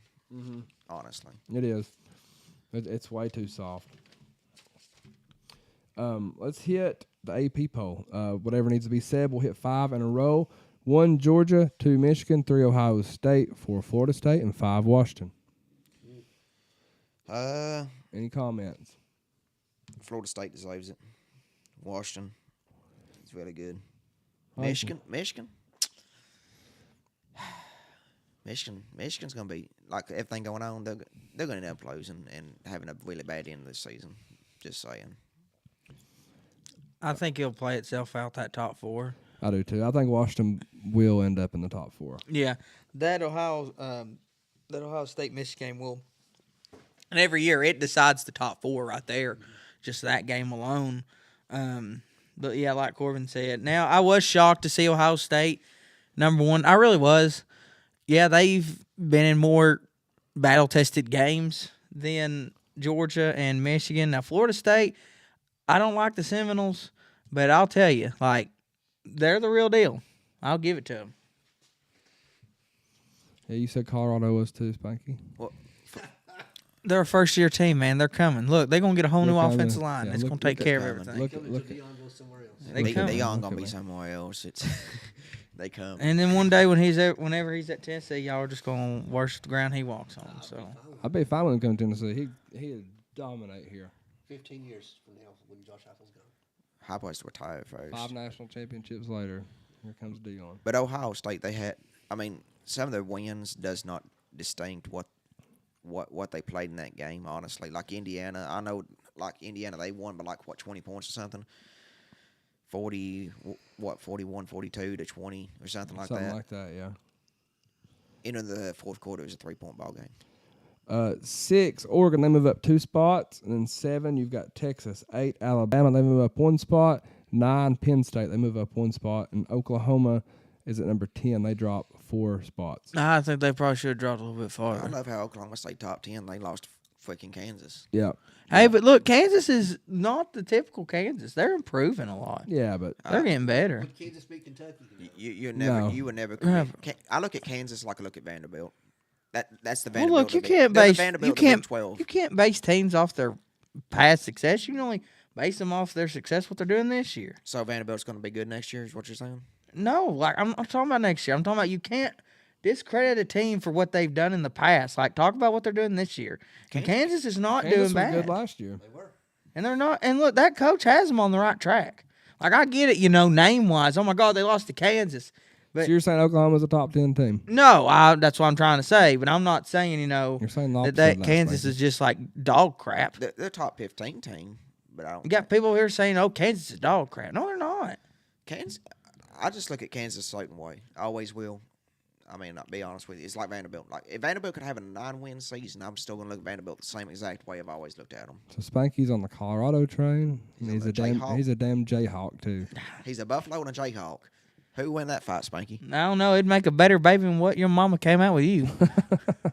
Those gonna be fun. 11, Ole Miss, they move up 1 spot. Notre Dame moves up 2 spots to 12. LSU moves up 2 spots to 13. Missouri moves up 2 spots to 14, and Louisville moves up 3 spots to 15. Nothing to complain about. Yeah, whatever. I think Notre Dame is overrated still. Yeah, if it's Notre Dame. At least they've played some of a Yeah, we're schedule. going to play a top 15 team in Missouri. Well, maybe not. We'll see what happens. 16, Oregon State, they drop 5 spots. Air Force moves up 2 spots to 17. Utah drops 5 spots to 18. Tennessee moves up 2 spots. UCLA moves up 3 spots to number 20. What do you think about Tennessee at 19? It is what it is. I think if we take care of our business the next 3 weeks, we'll be back in that top 12 discussion. We win against Missouri and Georgia, we're easily back in the top 12. My interest, I still like Air Force. It's great to see one of the academy schools doing so well. Yeah, do they play in any kind of conference? I don't even know. I should know. I think it's Mountain West. I don't think they're in a Is conference. it a group of 5? So It's hard to tell conference. Everybody switches a conference know. every year. You can't keep up with it. Like used to, whoever was where, but anymore, Air Force be Mountain West, and there'll be Big 12, then there'll be WAC. WAC don't even exist no more. Then the whack. Whack.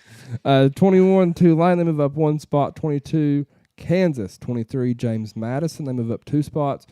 24, you've got USC. Then 25, you've got Kansas State. Well, congrats, James Madison. They've only been Division I FBS for 3-4 years now, and they was really good in FCS level, and now they're ranked undefeated, just like Air Force. they're ranked higher than USC. Let's mention that. That's right. And what a downfall for USC. And Caleb Williams has actually fallen from the number 1 draft prospect in the NFL. If I was him, I'd just sit out the rest of the year before it gets any worse for him. Oh, so you're that guy. No, I'm This just is what's saying wrong for with his bowl games, sake. 'cause it's Spanky. I'm just saying if I was him, I'd get out of I heard he town. stubbed his toe, and he's probably going to be out for 3 weeks. He probably will. Are you being serious? Like if No. Look, and this is how it is in today's world. Kid goes to the doctor for I figured he might have injury or broke one of anything. his He's out 2 fingernails weeks while he was trying to ride automatically. on it or He something. got a new tattoo on his knuckles, and he's glad to sit out. Now look, that was the AP poll, everybody. That wasn't the playoff poll, whatever. What did they have us at yesterday? 17. Let's hit the comment box real quick before we get to the duel. Let's see. Mr. Jones on YouTube says Joe Mentum. Like it. Jeff Hensley says, I think Joe's willingness to run is what it takes for this offense to succeed. 100% agree with you, Jeff, there. We've seen it against Bama, and then we kind of stopped doing it in the second half, and I think that hurt us a lot. Yeah, Jeff also says that red zone, 3rd and 2, and 4th and short, keep the offense spread out. We have a better advantage that way. I agree with that. It killed me to see us bunch in on 4th and 1 and then snap. Especially Yeah, it's obvious. Yeah, you're changing everything that's working. Yeah, keep us spread out. We're going to gain a yard, 2 yards, 3 yards. We run our offense the way we're supposed to. Yeah, Jeff also asked which freshman will stand out this Saturday, Nico, Selden, or Gibson, someone else. Nico. I think Nico. Do you think are you at the point, might be, I know it's opinionated, but are you at the point to where you redshirt Nico? Or you play Nico? I'm going to play Nico. I am too. I don't think Nico's a 5-year quarterback here. I agree. He is definitely not a 5-year quarterback with us. He ain't gonna last that long. I'm gonna say Nico too, but I would like to see Selden. I think I Selden don't know. could- With that much money he's getting paid, if I see him, I'd stay.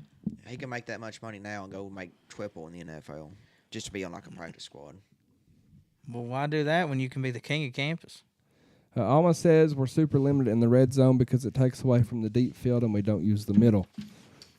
I could agree with that. We don't use the middle. I mean, I just want to see a damn slant pass. Well, Just one. Just one. Is Ohio State the worst 8-0 Power 5 team of all time? I would say overall, like in history. no, there've been worse. I've saw worse. I don't know. I would say they're up there. I mean, I don't know. I'm an Ohio State hater though. I am as well. Mr. Jones says Kansas is flat as a pancake from one end to the other. There should be a 20-mile drop. Kansas proves flat Earth.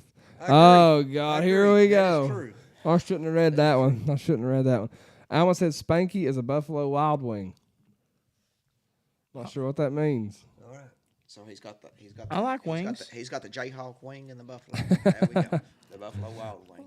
I guess that's what he's You know, getting you put at. That's what cinnamon he's in wing getting at. sauce. Spanky's a creature, I'll tell you that. I am. Rambo, you need to calm down. All right, thank you all for listening to our second main talking point of the day. We still have a lot to talk about. We have predictions, giveaway instructions, but next we have the duel. This is listener voted, and it's very entertaining, so stick with us. Please share this out, and y'all get to voting on who you think is going to win the duel. It's my birthday, so vote for me. I love Oh everybody. my God, you're a kiss ass. All right, we'll be right back. Trident Hydro Clean, your exterior home cleaning professionals, house, roof, driveway, concrete, gutters, and much more. Trident Hydro Clean, 865-363-8815. They've been in business for 5 years, and they have a 5-star Google rating and a 5-star Facebook rating. Call Jacob today. Give your house, driveway, and or patio the care it deserves. 100% satisfaction guarantee. See the difference between a professional and amateur cleaning. That's 865-363-8815.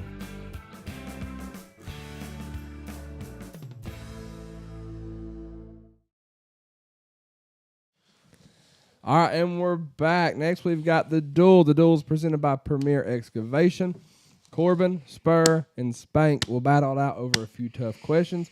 The winner not only gets bragging rights, but they get some hardware to drag with them as well. Spank's the champ. Let's see what happens. Champ. I'm going to take that belt just like I'm going to take your girlfriend at the bonfire this weekend. Oh, son. He won the belt by playing rock, paper, scissors.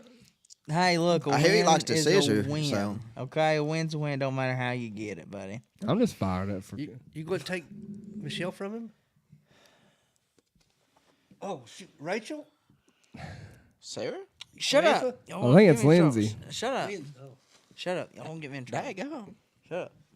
It's either Lindsay or Sydney. I can't remember. Shut up. Y'all won't get me in trouble. All right. This is listener voted. So there's 5 questions. Let us know in the comments It's John, isn't it? who wins the duel. I could see it being a man's name. Randy? That's my dad's. I heard it's Joe Kazana. Coke Kazana. Kirk. It's Kirk. Okay. You like? Oh my gosh! I can't do that to Coke. I Keep the man. downplaying Coke it. is Go the on. man. He's the Hey, man with look, the plan. I'd rather you talk about me than not talk about me because that means I must be doing something right. Coke Kazana is the man with the plan that gets harder goals than Spanky can. Oh, how long did it take you to figure out that nursery rhyme? All right, let's get started. Question number 1. Who's your top 4 teams in college football right now? Rank them 1 to 4. To me, I've always said it. I know they've shown weak spots all year long, but to be the man, you got to beat the man. Georgia's going to be number 1. Number 2 for me, I know I don't like them, and I hate the Seminoles with a passion, but I'm going with Florida State. They've shown all year long why they are one of the top teams this year in college football. And for me, number 3, a team who is everybody's favorite with a quarterback who should be at Tennessee, leading us to some heights right now under Heupel, but I'm going with Washington. And then at number 4, I'll go with the team, not everybody's favorite, but they've been in some big-time games this year, and yeah, they've slacked in some lower-end games, but I'm going with Ohio State. All right, Spanky, it's not too bad, not too bad. But you know what? The number 1 team in the country and the best team so far this year, they've allowed only 10 points against them one time all year, and they've dominated every game they've been in. They might be stealing signs, but Michigan has been the best team all year long, bar none, I believe.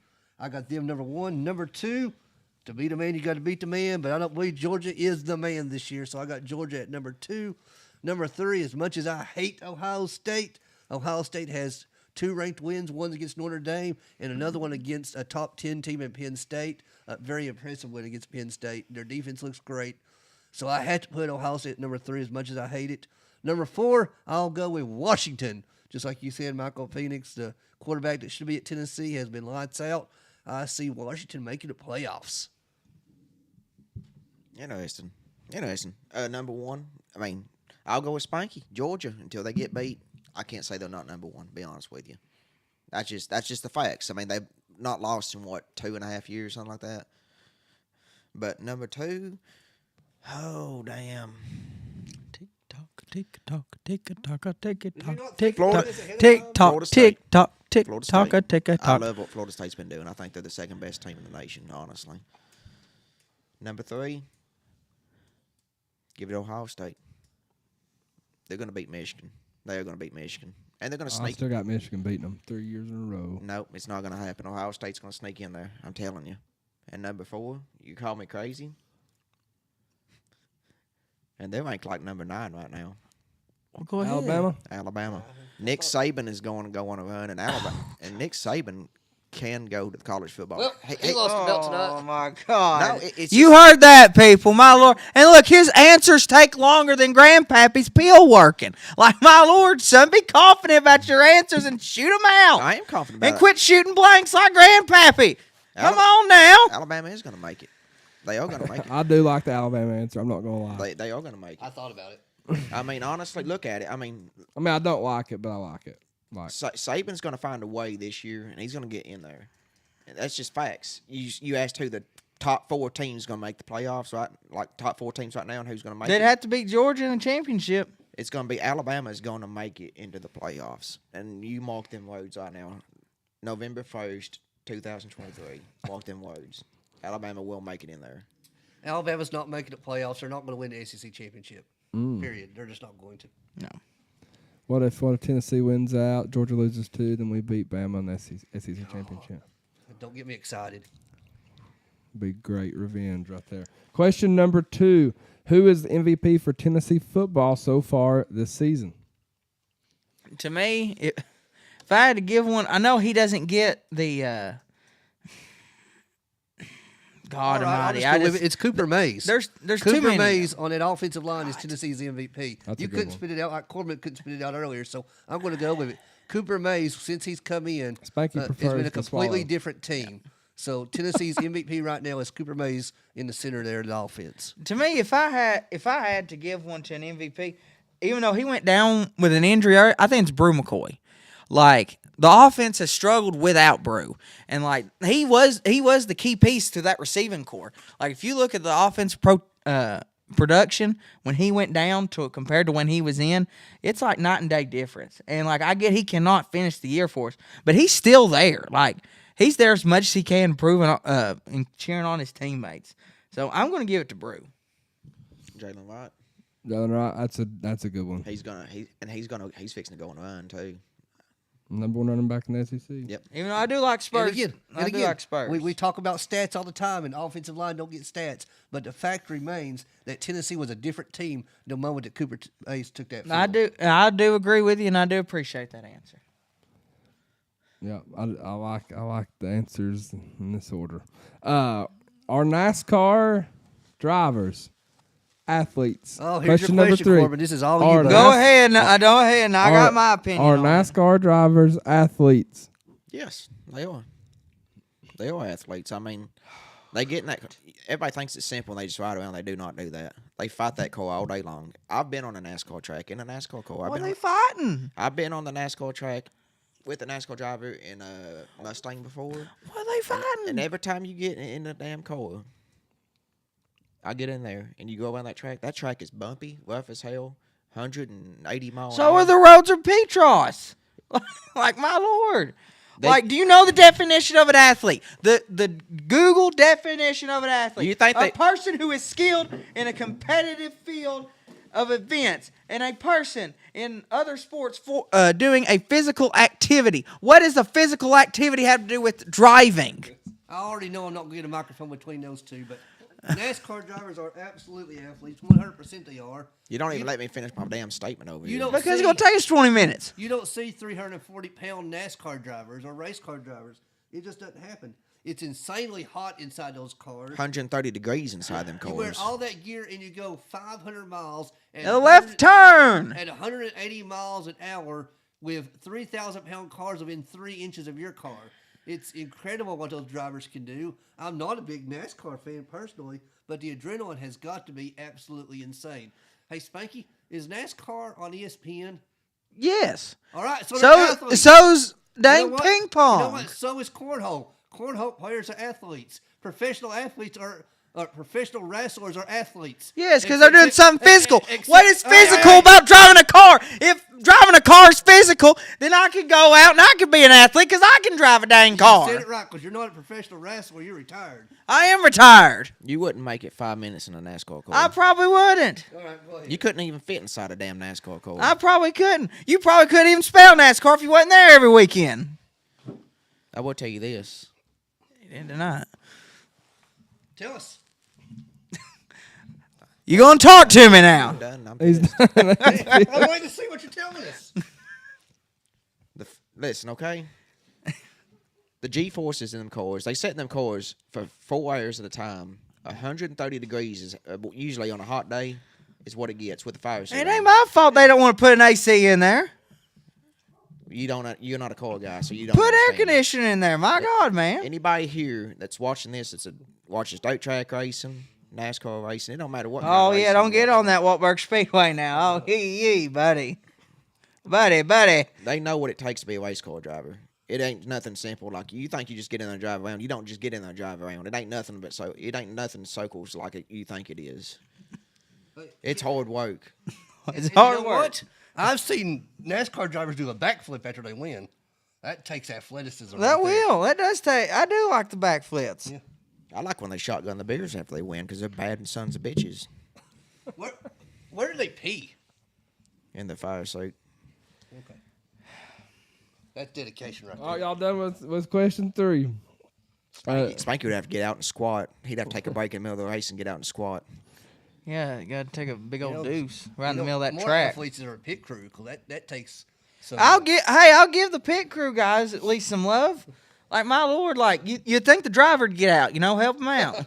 Like, my Lord, Corbin, why don't the driver get out and help him? You know, like 75% of NASCAR pit crews is actually like retired NFL players and stuff like that. Yeah, because they got to pick up them heavy tires and move them. That's an athlete right there. I think it's like 75% is like retired from the NFL and stuff like that. College athletes that didn't make it and all that. Question 4. Do you agree with Ohio State being the number 1 seed in the college football playoff? No. No, it's just plain simple. No, I don't. Yeah, they have the 2 top 25 wins, but no, if you're going to base it off that, like the AP poll, you never know who's going to be in the top 25 each week. Like, to me, if you're just going to go off field of work, I think it's Georgia, like I said, to beat the man, but you could easily see Florida State being up there. You know, the fact remains is that this is a computer-generated poll, correct? Mainly. I think so. Yeah, Ohio State has 2 top 10 wins, and nobody else has that. So that is probably why that they are ranked number 1 over Georgia or Florida State or Washington or anybody else. They beat Notre Dame when Notre Dame was a top 10 team. They beat Penn State when Penn State was ranked number 7. So I can see why the computer put them at number 1. Do I agree that they're the best team in the country? Absolutely not. But at this time, they should be ranked number 1 per the computer. No, I do not think they should be number 1. Not at all. Top 4, like I said, yes. I mean, I do think they'll beat Michigan. And they will. It's how it's going to work out. They're going to get a Big Ten team in there one way or another. And it's going to be Ohio State. All right, final one. Is water wet? Go on. Is water wet? Go on. I know. Let's just go ahead. I don't want to interrupt you now. I don't want you to get all hot and bothered. Go ahead. Well, hell no, it's not wet. That fish don't think it's wet that's swimming around in it. I think the fish thinks it's like normal life, like we are sitting out here. Are you wet without water? What happens when water gets on you? You become what? Wet. So, by definition, Water is it's wet. wetness. Yeah, water is what makes you wet. This is dumber than your flat Earth question. I mean, this Like is what kind of question is like water is it's wet. It's just a question. You know, did you know water is the stickiest substance on the planet? Really? Water sticks on everything. Yeah. I don't know. I cut a pine tree the other day. But I don't know. That thing, I picked it up, and it's sticky as all kinds. I thrown it over there, and it's But all look, kinds Corbin, sticky. you can make that thing all you want to about the fishes being wet underwater. Well, look here, the fish don't know what the air's like. People probably think, hey, up there, is there air up there? No, okay? Water is wet. Like, it don't matter. You can be under the water. Yeah, it's like, oh, look, them little wet drops are not on me. Then you come back up, and there they are. So water don't make things wet? Yes, water makes things wet. So what you're saying is the fish doesn't think it's wet. Do you think a fish... I don't know. No one's talking about that. Does a fish think it's wet, though? I don't know what the hell a fish thinks. It's a fish. It's got a Just mind. because a fish and you have the same brain cells does not mean anything. His girlfriend's going to like him brain cells this weekend, ain't she? I want you to know you are an ugly What's her person. I name? want you Robin? to know. Robin. I had a babysitter named Robin one time. Is milk and cereal wet? Is it Julia? Juliet. I know. Never mind. Alma says the water makes things wet. It's actually been proven, unlike the flat Earth. Spur thinks the Earth is flat. Josh Rack says Spur won this. Let us know in the comments who you think won the duel. Josh Jackson says, me and Luke sat in the car for 8 hours the other day. Are we athletes? You must be by definition. Was it in Knoxville traffic or Atlanta traffic? That was Kentucky traffic. Gosh, It was probably more like 6-7 hours, but point proven, I guess. 9 hours to Missouri, just so you know. Mr. Jones says water proves the flat Earth. Yes. How? Spanky says how? How? It's sea level, not sea curve. You know, you put water in any kind of bowl or anything, it levels out. How's it going to curve around the Earth? It just doesn't happen. But that's what the sphere around Earth is. It's keeping the water in. What would contain the water? Water must have a container. It's the gravity pull, the gravitational The pull. gravity pull. Yeah, it's keeping everything. Now, you want me to tell you what it is? You want me to tell you why the Earth Like, is what- round? You what- know why? It's because of Jesus. You going to argue against No. Jesus? It's Jesus holding it all together. He's got the world in his hands. That's exactly why the Earth is flat. Go read your Bible. Just please show me in the Bible where it says the Earth is flat. All right. Mr. Jones says water is a leveling tool. The earth is 70% water. Sea level equals earth level. He's a smart man. He's got good facts. Justin Morrison says Sampson will be one of the top 5 running backs all time at Tennessee. I hope so. That'd be crazy. That'd be awesome. That'd be good for us. All right. I think that was all. Let us know who won the duel in your opinion in the comments, please. We need some votes. So far, Spurs winning. We'll be right back. Do you have dreams about what your property could be? Whether it's driveways, ponds, septic, new home construction, or even forestry mulching, let us earn your business and make your property dreams come true. Call Premier Excavation at 865-766-9408. You can also find us on Facebook or Instagram. Thank you for supporting small businesses that support you. Again, that's Premier Excavation at 865-766-9408.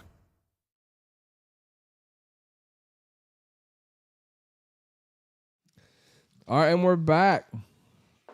Next, we've got our keys of the game. Tennessee versus UConn this Saturday. Neyland Stadium, 12 o'clock kickoff. It will be homecoming. This game will air on the SEC Network. Tennessee has a 97.7% chance to win, according to ESPN Analytics. Tennessee's a 36-point favorite to win. With that being said, let's get into our keys of the game. Let's start with offense. Get the starters off the field early. Get them as many reps as they need to. Fix the adjustments they need to make. But get them off the field. Let's get some younger guys in. It's home. It's a home game. It's a homecoming. It's a let's go. Yep, pretty simple. It's be consistent, take a large lead early, and let the youngsters play. I got to get this comment so we don't miss it. Tyler Meredith says he's seen Spanky play softball one time, and that is definitely not the definition of an athlete. Hey, that is not the definition of an athlete. It's called peak male performance. Look it up. Tyler, I still got to get with you. I've literally got your envelope sitting right here beside me. That's funny, though. Go ahead, Corbin. What are we talking about? Oh, my God. Offensive keys of the game. Here, you won the damn thing, probably. Mike. I'm going to take a piss. Jesus. I did win it. I did win it. I'm going to put my phone away. Offensive keys game. Just go out there and play your ball game, honestly. Joe, just honestly, like I said, just get that connection. Keep that connection over the wide receiver. Keep the running game going. Don't get hurt. Bring the secondary in up so big and get them some experience. Take over the ball game. Yeah, start fast. I want to see us come out fast after the halftime, too. Play 4 quarters. Let's get the pass game going, and I want to see us be efficient in the red zone, be aggressive in the red zone. What about on defense? Stay healthy. Spanky left because he don't know what he's talking about. Stay healthy. Don't give UConn any hope. I want to see a shutout. I would love to see a shutout. Yeah, just I don't think it'll be a shutout, to be honest with you. I think it'll be like they'll score at least like 10, 14 points, something like that. But, yeah, just defensive line needs to play. Yeah. Yeah, I want us to get after their ass. Just no soft zone BS. We're better than they are. We got better players. Just get after them. And let's get some young bodies in. What about special teams? Any side notes? Side notes there. My side notes is it's a sold out crowd for homecoming. We're wearing blue accents on our jerseys, so everyone come out, be loud, be kneeling loud as we call it, and let's stay for 4 quarters. Let's not leave early. Let's be there the whole game. Corbin? Is it really? Are we really gonna wear blue accents? Yes. No, we ain't.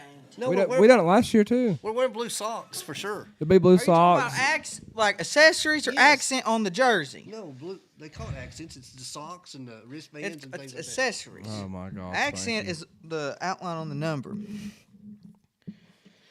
I think it'd be cool if we painted the end zone kind of. Just Like saying had to what the check it. definition is.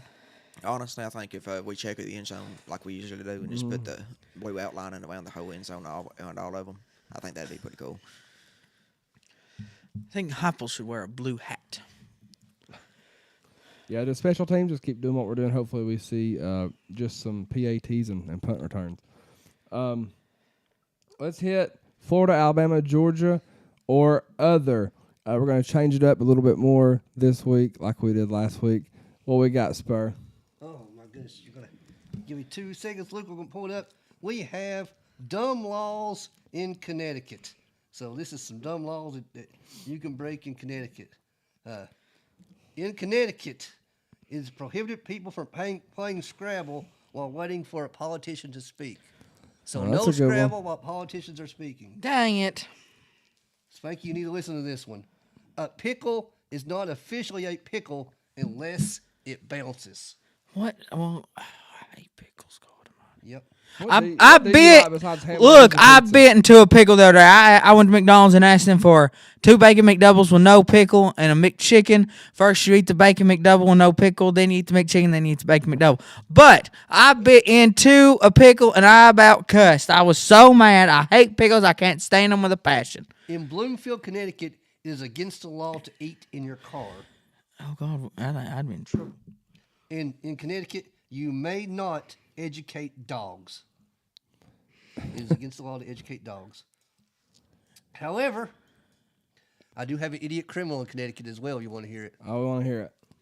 A drunk dad reported his kid missing, but he had just forgotten him at home. That's right. A dad in Connecticut called the cops to report his kid missing after he went to a grocery store and he wasn't in the car. Then he got back to his house and realized he just forgot the kid at home. He was arrested on several charges. I would imagine so. Also, robbers call bank ahead of time to tell them to put $100,000 in a bag, only to show up 10 minutes later with the cops waiting. Yes, that happened in Connecticut. How many more you got, Spur? We're good. Good.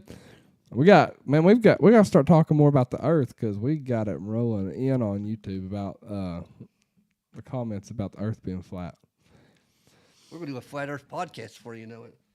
All right, Corbin has won the duel. How'd he win the duel? Let's go. How'd he win by the duel? votes. That's what I'm talking about right here, right now. We had a tie, and Tyler Meredith voted for Corbin. Let's go all damn day. He says you. Everybody, I want y'all to know, y'all just made his day. It's his birthday, everybody. This is probably the best thing that he does in his life, and I'm very proud of him for it. Corbin, I am so proud of you, buddy. I'm glad that you get your moment of shine for once. I am. I'm very proud that this podcast is what you look forward to throughout the whole week, and I'm happy that belt is everything that you dreamed of and desire all week long, because I know you got nothing else to prove. He's got plenty to look forward to on Saturday night at the bonfire. Just not to burst Corbin's bubble, but I texted about 4 people right before the duel and said, please get online and go to the Vawls Deep podcast and vote for Corbin. It's his birthday. We're feeling sorry for him. Corbin, I don't believe none of this, Corbin. I'm the 5-time champ over here. The 5-time champ. You know what? I did not have to buy and make myself a champion to be a champion like Spanky. Oh my did. God, how many times you gonna use that joke? It's been going on forever. Like, my Lord. I appreciate all my fans out there. I love every one of you. And if anybody ever out there has a wedding, I will come get naked at your wedding. Here we go I will again. dance at your Here, wedding. I'll do whatever. your comebacks are like a bingo board, buddy. We could greatest- put them all on a I'm the bingo great- board and I'm see the if we can greatest get of all bingo. time. Miranda said, "Oh shoot, I lied. Corbin won by like 3 votes." I just told you. Boom. 4 people. Yeah. Spanky was been told to quit breathing in the mic awfully hard. He got worked up about that McDonald's he's talking about over I there. did. Miranda says, "I'm just here to vote for Corbin, but someone needs to turn Spanky's mic to mute." I appreciate it. I'm glad you had to comment my name. Must mean I'm doing something good. You wanting to spend time to text about me. So thank you. Thank you, darling. Tyler says that you can't count out Alabama. The NASCAR drivers are definitely athletes, and Corbin drives a damn dump truck, baby. You damn right I do. All right, Bad mofo. I'm glad you people voted for that. That's I the drive a dump future of truck. America. Right there. I don't make T-shirts. I drive a dump truck for a living. Thank you for Zach at C&D Tire for sponsoring Florida, Alabama, Georgia, or other, and Ted at D&M Fencing for sponsoring Keys of the Game. We got 2 commercials, and then we're going to get into our college and NFL football pick'ems. Hey y'all, it's the Vawl Daddy. The C&D Tire Pros are your go-to experts for nearly all of your vehicle needs. Located in the heart of Oak Ridge at 164 Fairbanks Road, They've got a 4.8 out of 5-star rating, and that's very hard to do in the tire business. Tire installation, wheel alignment, wheel balancing, tire rotation, tire repair, brake changes, oil changes. Hell, they'll even paint your back porch. I've known Zach since he was in diapers. We went to church together. We went to school together. We played football together. And he's been changing tires since he's been in diapers. Give them a call today, 865-483-7455. Like them on Facebook. That's C&D Tire, 865-483-7455. Ladies and gentlemen, it's your man here, the Spank. Like myself, D&M Fencing are the best in the business today. They can install wood, chain link, vinyl, picket, composed metal, barbed wire, heck, bring them bamboo sticks, and they can install them things for you too. D&M Fencing, do it right the first time. Their numbers are 865-435-4515 or 865-387-1026. Give my friend Ted a call today. That's D&M Fencing.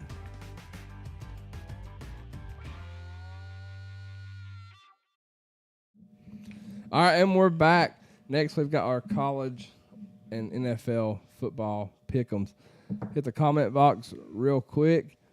Let's see. Robin Shelton says, someone tell Spanky his hometown is not Coalfield. Look at the definition of a hometown, brother. That's all I'm going to say. Short to the point. Ain't that right, Spanky? That's all it is. Just look at the definition of a hometown. It's where one resident currently resides. So, I guess it is Old Coal Vegas. All right. You announced Corbin as the winner and something wet hit my leg. I'm not quite sure what it was. Hey, my God, pal. Keep it in your britches over there. He's like a little tiny puppy. Get outside. He had to piss himself. Let's do our predictions. Before we get to them, though, Corbin, for the first time in football season, you got a draw out of the cup of misfortune. Will Corbin do the punishment, or is he going to donate $25 to charity? We'll see what we got here, baby. I'm so excited. This is your first. It better be something good. I hope it's something like you got to kiss a midget or something. Close your eyes. Pick only one. It just goes to the very top.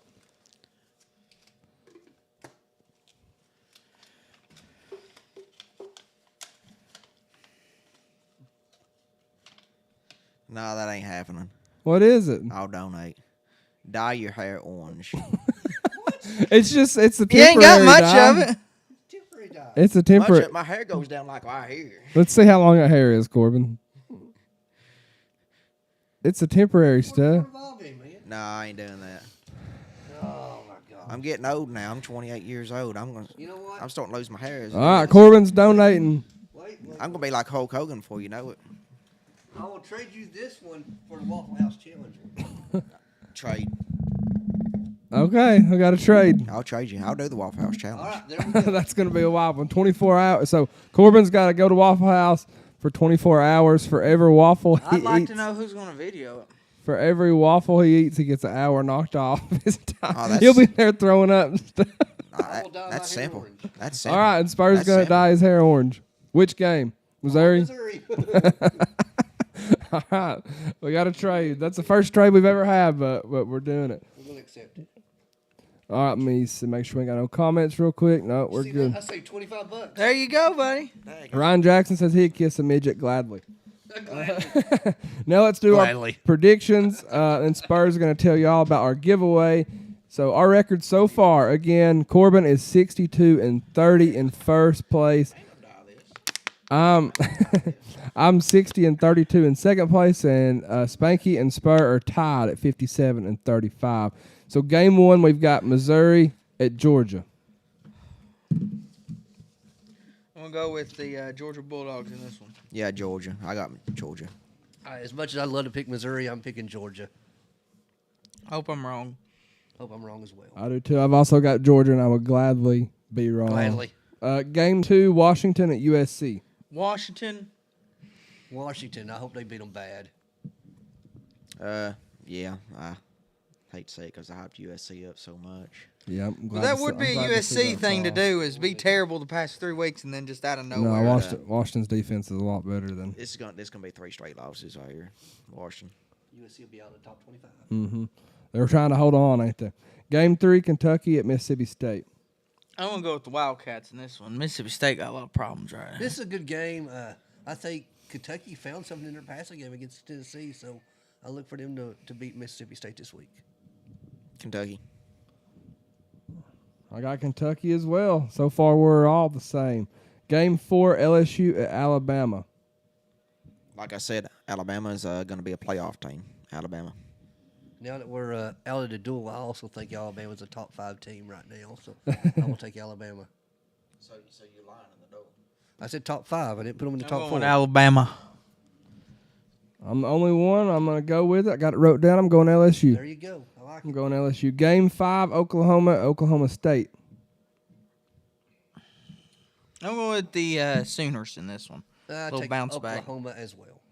Oklahoma's pissed off after losing to Kansas. Take Oklahoma. Hey, Oklahoma State's coach is on the chopping block at the moment. He's been there for what? Who, Mike Gundy? Yeah, apparently, I'm a man. I'm 40. apparently he's on the He's like chopping block. 60 now.